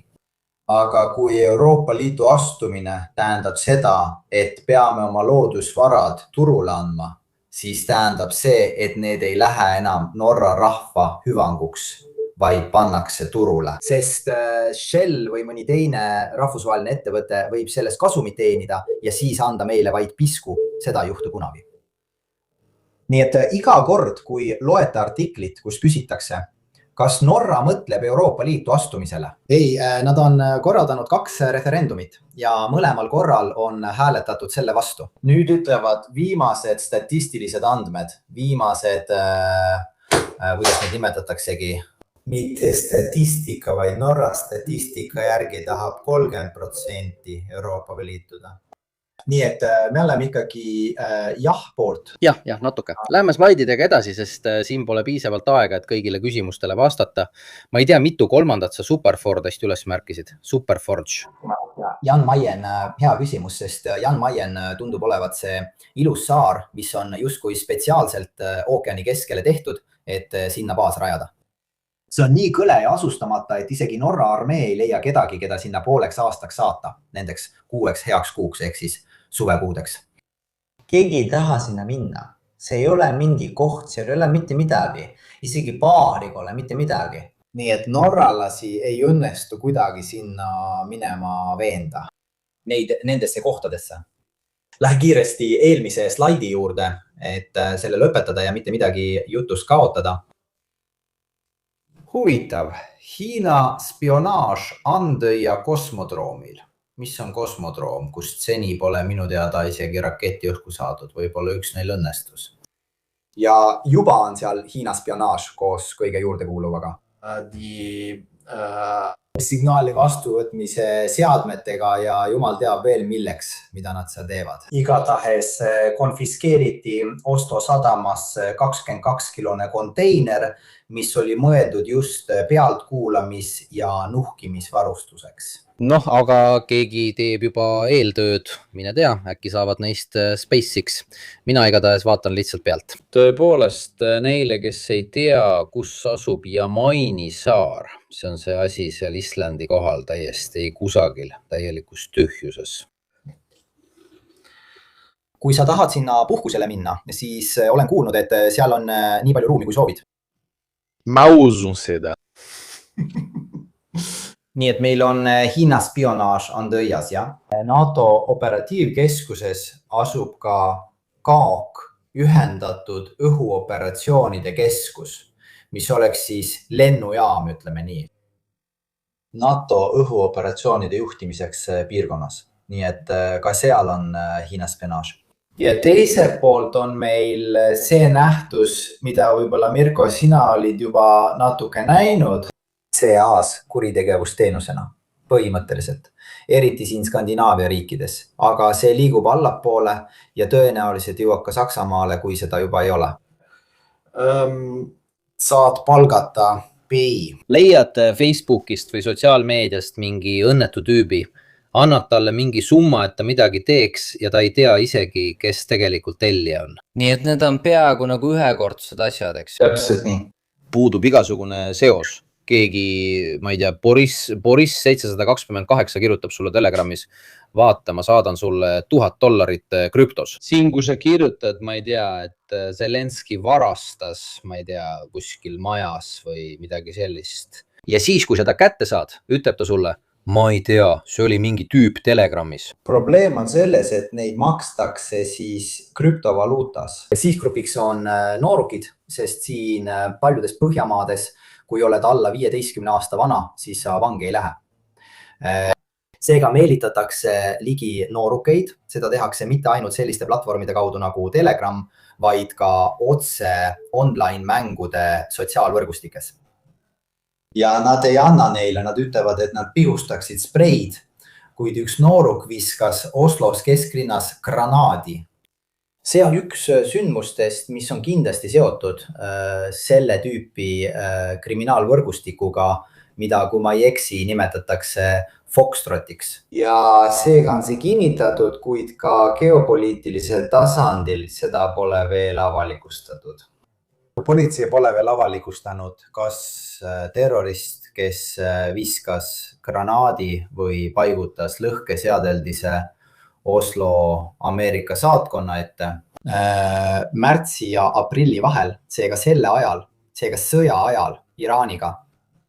Pole selge, kas ka tema värvati selle süsteemi kaudu või oli ta seotud mingi konkreetse rahvusvahelise võrgustikuga. Seega on see nähtus, mida peame kontrollima. siis FSB, kes püüab siin ukrainlasi värvata neid vana skeemi järgi šantažeerides. Sinu sugulased on okupeeritud aladel, sina oled Norras, Rootsis, Soomes. Meil on vaja, et sa läheksid ja teeksid, ütleme nii, mõningaid vaatusi, tooksid meile infot või teeksid meie jaoks mõningaid töid. Vastasel juhul ei ole sinu perekond enam okupeeritud Venemaa Föderatsiooni aladel turvaline. Nüüd see osa, mis on viimastel päevadel ametlikult välja tulnud, on see, et patriaarh 6X6 valiti ka Norra poolt, aga seda teadsime juba 6-7 kuud tänu nendele fotodele. Patriaarh 6X6 valiti Norra poolt soomustatud transpordisõidukiks APC-ks ehk soomustransportööriks. See siin ei ole see, tegu on sõidukiga, mis võrreldes nendega, mida näeb suurte relva- või kaitsetööstuse messide ja foorumite ajal, ei ole midagi eriti tehnoloogiliselt arenenud. See on sisu, mis on põhimõtteliselt moderniseeritud ja toodetud kogustes, mis meie jaoks on külma sõjaaegsed numbrid. See tähendab, et see telliti aastatel 2018 ja tootmine käib mitte ainult Soomes. Patriaarh on Soome ettevõte, milles on osalus ka Kongsbergil, mis on teine kaitsetööstuse ettevõte, kuid Norra oma. Aga seda on soetanud nii Läti kui Leedu, vabandust, mitte Eesti, Inglismaa kaaluks seda, Saksamaa tahab seda ja kõik teised Põhjamaad tahavad samuti. Ja nad toodavad seda ka kohapeal, mõnel juhul litsentsi alusel. See on omamoodi tööloom, ajutine lahendus just selleks, et ridu täiendada. Sest on nähtud, et isegi ja eriti transpordi jaoks ei ole helikopterid enam usaldusväärsed, jalaväelane rindel on haavatav, seega vajab ta kaitset. Kui sul on palju selliseid sõidukeid, siis ära kujuta ette, et sul on ainult 10. Ma arvan, et see ongi selle taga olev strateegia. Kui sul on 10 kohta, paned sinna 8 inimest sisse, saadad neid välja sadade kaupa. Isegi kui 2, 3, 4 sõidukit blokeeritakse või hävitatakse, saavad teised jalaväelased minna ülejäänud sõidukitesse. Ja nii liigutakse edasi, sest sellest sõidukist ei ole puudust. See on massiliselt tootmisse saadetud. Torn ei ole tegelikult automaatne, sinna peab ise ronima ja end paigutama, nagu varem tehti. Aga see on eriti huvitav sellepärast, et see on modulaarne, ehk sa saad panna peale õhutõrjetorni, väikese kahuri, kuna seda saab kohandada erinevateks rollideks. Seda saab ka automatiseerida ehk ilma inimeste juhtimiseta, seda saab juhtida nagu drooni. Ja nüüd liigume väga toskaanlikku hetke, enne kui naljatame enneaegselt. Nagu sina ise. Nii et kõigi nende paljude teadete seas, mida tehakse Ukraina toetuseks, on alati midagi, mida öeldakse rohkem ja midagi, mida öeldakse vähem. Vaatame siis Norra F-16 lennukite juhtumit. Alguses oli neil 72, muidugi mitte kõik ei olnud enam kasutuskõlblikud, paljud neist on varuosadeks lahti võetud ja siit algas ka omamoodi tsensuurimäng. Räägin sulle, aga samas ei räägi, kuhu need lennukid lõpuks jõudsid. Alati räägitakse neist 6 halvas seisukorras lennukist, neist 6 lennukist, mis Norra pakkis kokku ja saatis Belgiasse, kuid mis on sisuliselt ainult kere, sest kõik muu on juba teiste lennukite jaoks ära kasutatud. Lennukid, mis olid saadetud, F-16, mis olid saadetud, 32 ühikut müüdi Rumeeniale 2022 aastal. Kas neid oleks saanud Ukrainasse saata? Jah. Kuid tol hetkel anti prioriteet teisele NATO riigile, kellel oli vaja oma õhutõrjet täiendada. Siis olid need 12, mis olid väga huvitavad, need müüdi algselt Draken Internationalile, ühele Ameerika erasõjafirmale, mis kasutas neid lennukeid vastaspoole lennukitena Ameerika pilootide väljaõppeks. Selle lepingu saatus pole teada on vaid see, et see tühistati ja nende 12 F-16 kohta pole midagi teada. Aga täiesti juhuslikult. Minu kogemus ütleb, et kui Poola ütles MiG-29 kohta, jah, me anname MiG-29 Ukrainale 3 kuu pärast ja nii edasi, siis tegelikult olid nad need juba peale laadinud ja üle piiri Ukrainasse saatnud, ehk siis samal ajal, kui poolakad seda välja kuulutusid, olid ukrainlased juba lennukeid üle värvimas, et algust teha. Need 12 F-16, mis pidid minema Ameerikasse, on juba Ukrainas. Miks? Sest iga kord, kui tehakse intervjuu poliitikute või sõjaväelastega, kes pidid selle üleminekuga tegelema, räägitakse neist 6, kes on juba pakitud. Nii et need koledad F-16-d, mis saadeti Belgiasse, sest nüüd on palju kriitikat, eks? Sest need pole veel kohale jõudnud, sest nad on Belgias ja eriti Norra poliitikud ütlevad, ei, aga need, mis me saatsime, töötavad küll. Ja Norra ajakirjanikud küsivad, miks te neile F-16-sid saatsite? Ei, sest teate küll. Nii et täielik mula. Kõigepealt mula, siis ukrainlased olid need saatnud. Nii et me teame, et me ei tea, kas need 12 Norra F-16-d on Ukrainas. Siis probleem, ütleme pool Taani mula, neil oli 77, 19 annetati Ukrainale, 24 müüdi Argentiinale, et rahastada Ukraina toetamist. See on tõeline mula, ausalt öeldes. Sest aastal 2024, kui sa müüd 24 lennukit Argentiinale ja ütled siis, et rahastada Ukrainat, siis miks sa need üldse Argentiinale müüsid? Müü need otse Ukrainale. Nii et sellega said nad natuke halvasti hakkama. Läheme edasi. Näete, Gripen Kanadasse. Mina selle asemel, et panna Gripeni pilti, mõtlesin, paneme selle, mis praegu YouTube'is ilmub suurtele lennunduse huvilistele nagu kallis Lansara. Sest see uudis, mis pole veel kinnitatud, et Kanada valib Gripeni, on ajanud Pakistani klikipüüdjad hulluks, kes on hakanud YouTube'i üle ujutama videotega, kus Kanadal juba on Gripen. Ja see on Trudeau esimene valik, kes polegi enam peaminister. Igal juhul on Gripen Kanadas väga mõistlik valik just selle piirkonna jaoks. Mõned ostavad, mõned mitte. Mõned ostavad hävitajaid kaitseks. Teised lennundusturismiks, nagu oli selle kohta Rüütli tsitaat. Nii et siis sõltub alati, on palju tegureid. Igatahes ma lähen sellest kiiresti üle. Ukraina ostab Rootsilt 20 Gripen EF-i. Kui ost on lõpule viidud, annetab Rootsi Ukrainale veel 16 Gripen CD versiooni lennukit. Nii et millal need Gripenid siis saabuvad? Esimene tuleb jaanuaris. Aga mis tüüpi, mis aasta mudelid need on? Niisiis, sellest, mida meie olime leidnud ka spetsialiseeritud saitidelt, oli vastupidi. Ehk siis alguses anti neile natuke CD-d ja kust nad neid saavad? Neil on need juba olemas. Ja neil on need kasutusel, mitte varus. Ei tea, ka see on veel lahtine.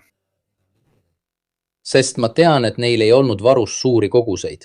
Tundub, et nad tahavad saata neile 16 C- ja D-blokki masinat ja ülejäänud tuleb alles toota. Tõenäoliselt esimesed tarned 2030, sellest räägiti. Ma otsisin selle uudise uuesti üles, seega algne info, mis ilmus SVT-s. Kui ost on lõpule viidud, annetab Rootsi Ukrainale ka 16 Gripen CD hävitajat. Mida tähendab ostu lõpule viimine? Kas ettemaks on tasutud? Aga siis mitu neist 16-st ma sulle korraga annan? Ja kui ma need sulle annan, siis mille peal ma ise oma piloodid lendama panen? Ma pean vaatama, kui palju neil teenistuses on. Mulle tundub, et Lansaro ma ei mäleta täpselt, aga kui ma ei eksi, siis neid ei olnud rohkem kui 50 või 60. Alla 100. Neil on tavaliselt teenistuses 96 kuni 99. Mitte kunagi rohkem kui see arv, sest Rootsi piloodid, isegi kui nad on rootslased, ei tee lamitoosi. Kui sa pead neid ikkagi välja õpetama ja nii edasi, siis on vaja aega. Seega on neil umbes 100 saadaval. Nendest umbes 100-st, mis neil õhuväe jaoks saadaval on umbes 10 Gripen E-d viimast versiooni. Aastane tootmine on 15 Gripen E-d aastas. Et kogu Ukraina nõudlust rahuldada, mis on 150, kulub selle tempoga 10 aastat. Lisaks veel teiste tellimused. Lisaks veel teiste tellimused ja pealegi nendest 150-st, mida ma 10 aastaga toodan, kas jätan need endale mina Rootsi või annan need sulle Ukraina. on olemas idee, nagu nemad ütlesid, teha tehas sinna, aga parimal juhul hakkab tehas tootma alles siis, kui sõda on juba läbi ja selleks kulub 5-6 aastat. Seega see ei suurenda sulle otseselt, see peaks kohe suurendama. Muide, Stepheni raamatust, sina tegid sellest video, mina isegi ei. Eile tegin ühe lühikese video lihtsalt Kroonika kohusest, öeldes, vaadake, ärge rääkige Wunderwaffelist, ime tuleb. Nagu Abramsite, Leopardite, F-16-ga ja nii edasi. Sest parimal juhul antakse neile umbes 15 lennukit, vanemaid mudeleid. Nüüd Tegelikult, kui see uudis välja tuli, räägiti sellest juba ammu. Ma isegi ei saatnud sulle seda uudist, nagu ma tihti teen, sest mõtlesin, mis seal ikka. Aga nagu tema ütleb, nagu Vintel ütleb, on see suurepärane näide kuulutamishaigusest, mis on neid hipokampust tabanud. Tehakse palju kuulutusi ja nii edasi. Nii et ka siin, mis kuradi super jama sul on? Nii et järgmise korrani, vabandust, see on, mul polnud aega seda maalida, selle mudeli rommakus pole mõõtkavas, eks. Eelmine kord esitati mulle küsimus, mis tundus lihtne, aga tegelikult polnud seda. Ajateenistus, sõjaväeteenistus ja naised. Okei, nüüd oleme teinud väikese skeemi, mis on sama ilus kui vale. Seega on praegu ainus Põhjamaa, kus naistele pole veel ajateenistuse kohustust. Soome. Seega on kõik teised riigid juba kohandunud. Rootsi 2018. aastal, Norra 2015 aastal ja Taani alles hiljuti 2026. aastal. Nii et nüüd, mees või naine, 18-aastased pead sa loomulikult ajateenistusse minema. Kui paljud neist valitakse? Tegelikult vaatame seda järgmisel slaidil. Aga keskmine vanus? See on ka huvitav. Saad kutse. Nii et sind võidakse kutsuda sõjaväeteenistusse, eeldusel, et oled selle noorena juba läbinud. Kuni 65. eluaastani Soomes. Nii et kogu elu jooksul võidakse sind alati tagasi kutsuda. Taanis, Norras ja Rootsis on see umbes 47, 48, 50 aastat. Aga ohvitseride puhul, ehk siis kõik need, kes on elukutselised ja keda ei saa ka noorematega asendada, sest on suur noorte puudus, kes astuvad, ütleme, armeesse ja siis sinna ka jäävad. Rootsi näiteks kaalub võimalust kutsuda ohvitsere tagasi teenistusse kuni 70 eluaastani, see tähendab isegi rohkem kui Norra. Ohvitseride puhul on see täiesti okei. Kui sa vaatad kindralite keskmist vanust teise maailmasõja ajal, olid nad kõik umbes 70-aastased. Näiteks Rundstedt ja nii edasi. Ma kujutan ette, et see ei ole eriti algatusvõimeline. Sa ei saa saata kapteenit 70-aastast juurde. Aga probleem ongi selles, et just nimelt on suur lõhe põlvkondade vahel, kes on muidugi kogenematud ja siis ohvitserid, kes on aina vanemad. Just sellepärast, et pole kedagi nooremat, kes neid asendaks.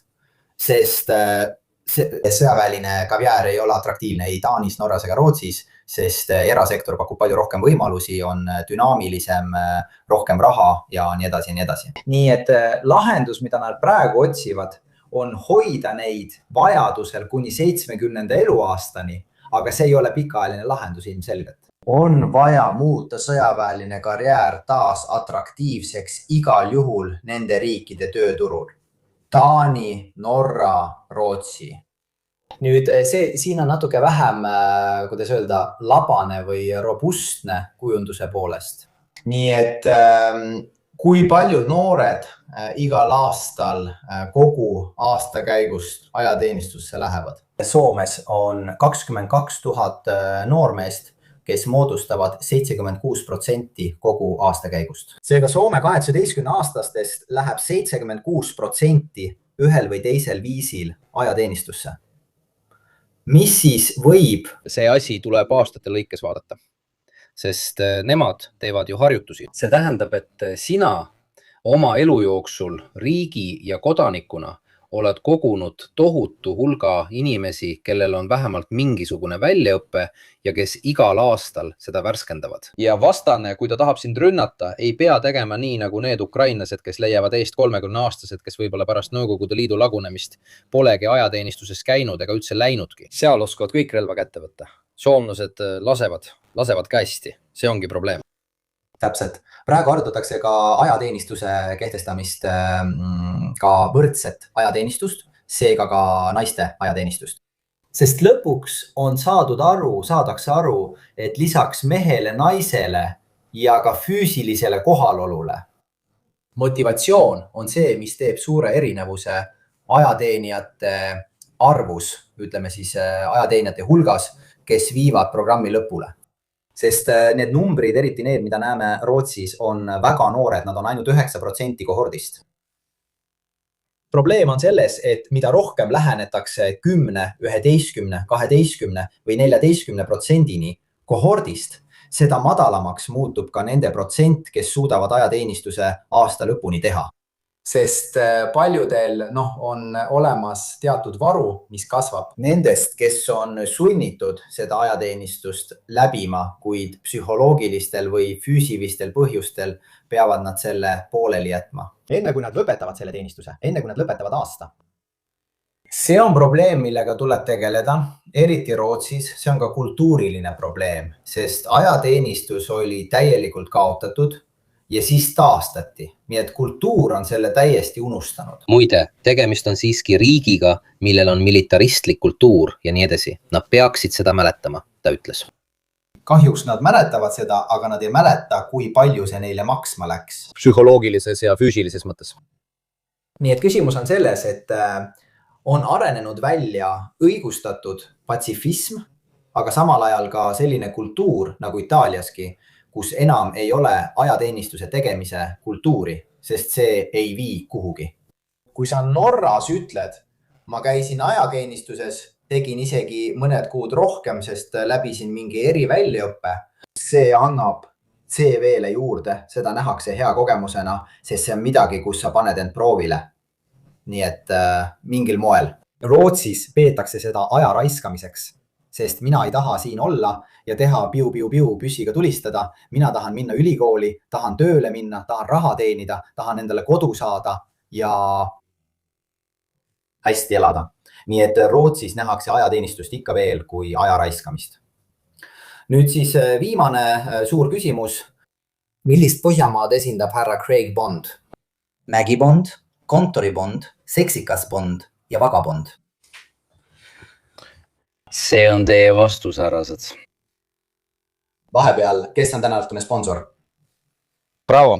Vahepeal, kui inimesed mõtlevad Mountain Bondile, Office Bondile, Sexy Bondile ja Vagabondile, kes minu arvates tõesti on Vagabond, teete suurepärast koomiksit. Neile, kes ka neid asju jälgivad, mõelge teie sellele ja mina tutvustan teile samal ajal tänase õhtu sponsorit, kelleks on muidugi NordVPN. Seega parandage oma kaitset kõik ühes turvarakendusega. Teisest küljest, kui kasutate oma pakkumist, saate ka 60% allahindlust.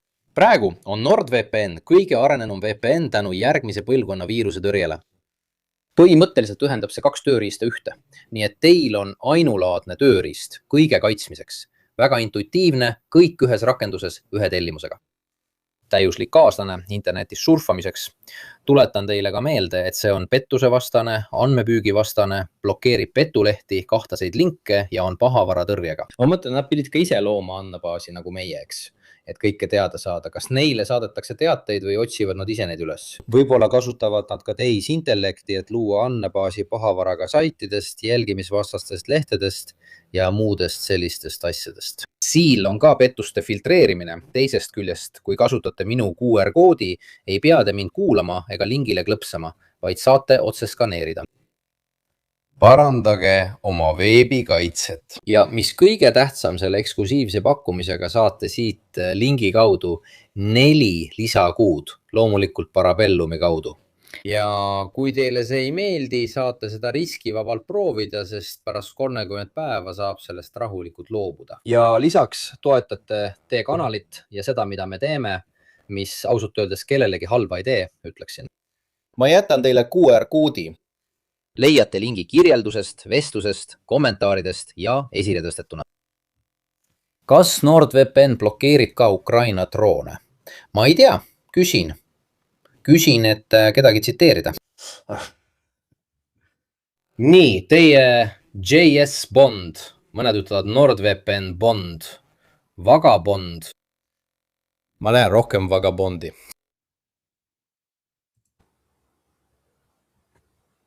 selgita seda asja natuke. Nii et ei, see ongi üks neist, ütleme, kõige skandinaavialikumatest, kõige põhjamaalikumatest asjadest, mida teha saab. Võib-olla pigem skandinaavialik kui põhjamaine. Iga koosoleku lõpus on suur viktoriin, milles kõik osalevad, et tekitada ühtekuuluvustunnet ja selliseid asju. Olgu. Need on siis 4 fotot, mis kujutavad 4 erinevat kalju ronimiskohta ja iga üks neist esindab ühte Põhjamaad. Milline neist teie arvates esindab Norrat, Rootsit, Soomet ja Taanit? Mountain Bond. Kes see võiks olla? Rootsi, aga Sexy Bond. Norra. Kui teil on juba mingi arvamus, siis vastus on järgmises. Aga miks seal on ka see vaene, see kodutu minu arvates on Mountain Soome, sest nemad on kõige ägedamad.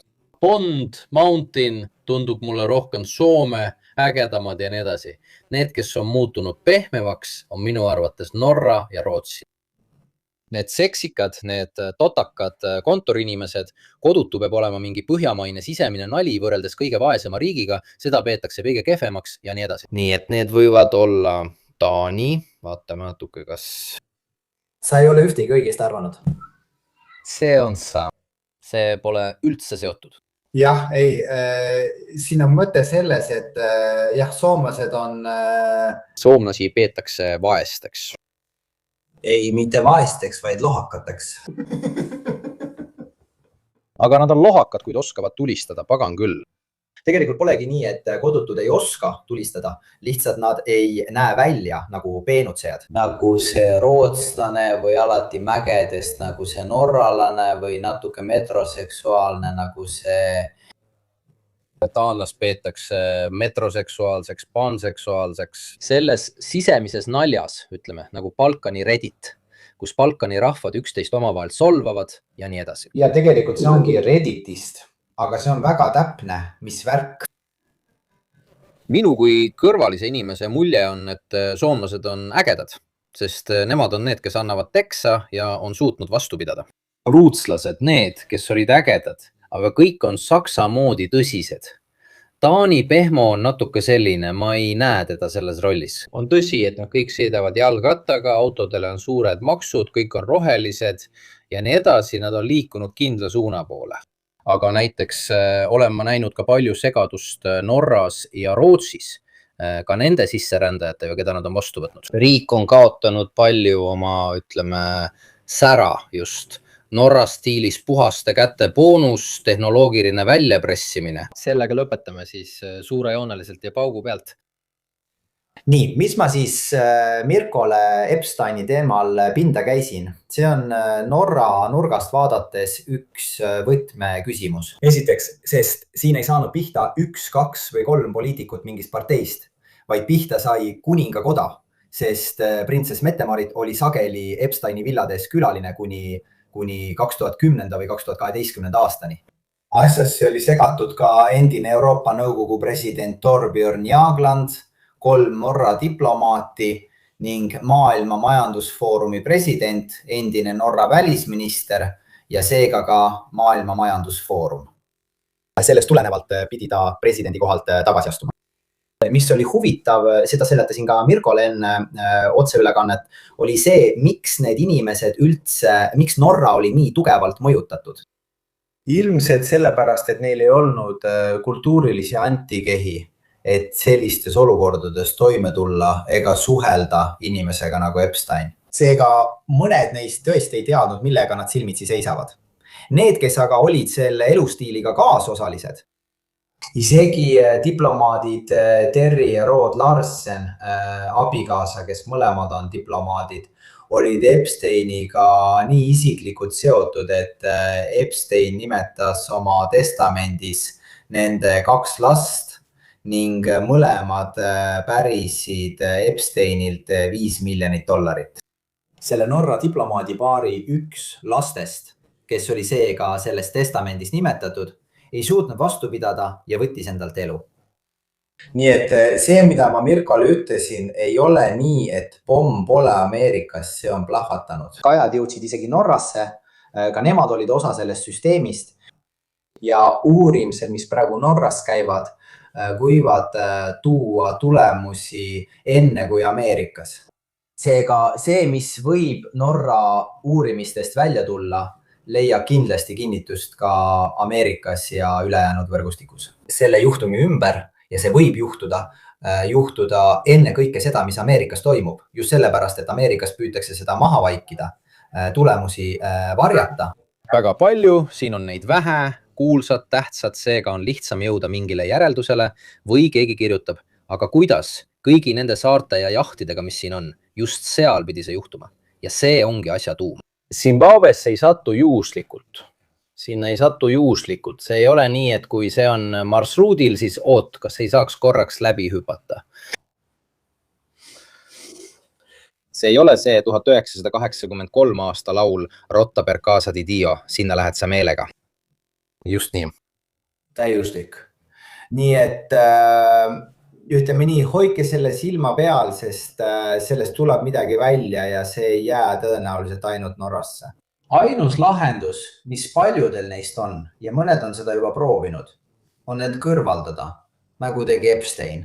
Aga neid jälgitakse nii, et ma ei usu, et neid see õnnestub, aga kes teab. See osa, mis puudutab bitsystemi, on lihtsalt sellepärast, et selles maailma nurgas, eriti Norras, see tugev kriitika Iisraeli riigi suhtes ja kogu see sõjatööstuslik süsteem, mis seda toetab, see ongi bitsystem. See on oluline osa nii Iisraeli sõjatööstuslikust maastikust kui ka kogu tööstusmaastikust üldiselt. Ja ka logistikahelast Euroopas, samuti Ameerika Ühendriikides. Siin Norras on olnud avalik arutelu bitsystemi eemaldamise üle Norra varustus- ja logistikahelast, kuid see ei ole õnnestunud. See on nii sügavalt juurdunud tarneahelatesse, et seda ei saa eemaldada. Ja lisaks neile, keda huvitab, on käimas uurimised ja samuti on arreteeritud ka itaallasi. Ilmunud ka ajalehes Sole24 Ore, need artiklid, mille ma saatsin Mirkole, seal on kogu rahvusvaheline osa.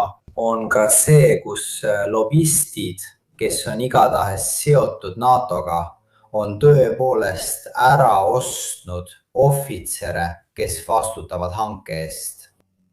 Seega NATO riikide varustamise eest ja tööstuse jaoks kaasatud ettevõte oligi bitsystem. See süsteem on nii juurdunud, et suudab isegi mängureegleid muuta, kui tegemist on sõjalise varustamisega. Ja isegi kui sellest kõigest ollakse teadlik, ei suudeta seda mängust kõrvaldada.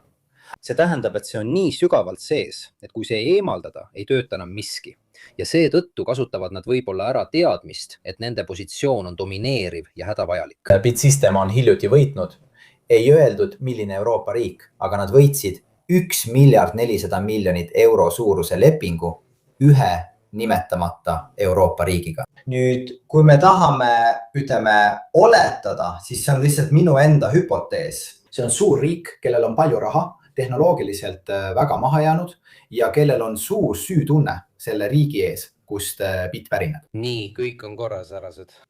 Seega, aitäh sulle selle õhtu eest, aitäh kõigile, kes meid jälgisid. Tuletan teile meelde rakendust, mille saate alla laadida kirjeldusest ja nii edasi. Hankige see endale. Antonio Costi sekkumine, 2 Antonit ühe hinnaga, mida te veel tahate? Mida te Carellilt tahate? Verd, et tsiteerida veel üht reklaami. Seega, aitäh teile kõigile, me näeme teid Cuneos, need, kes tahavad, tulevad Cuneosse. Ma tuletan teile meelde, et oleme kohas nimega Nuovo Cuneo. Koht kannabki seda nime, see on areen ja nii edasi. Park.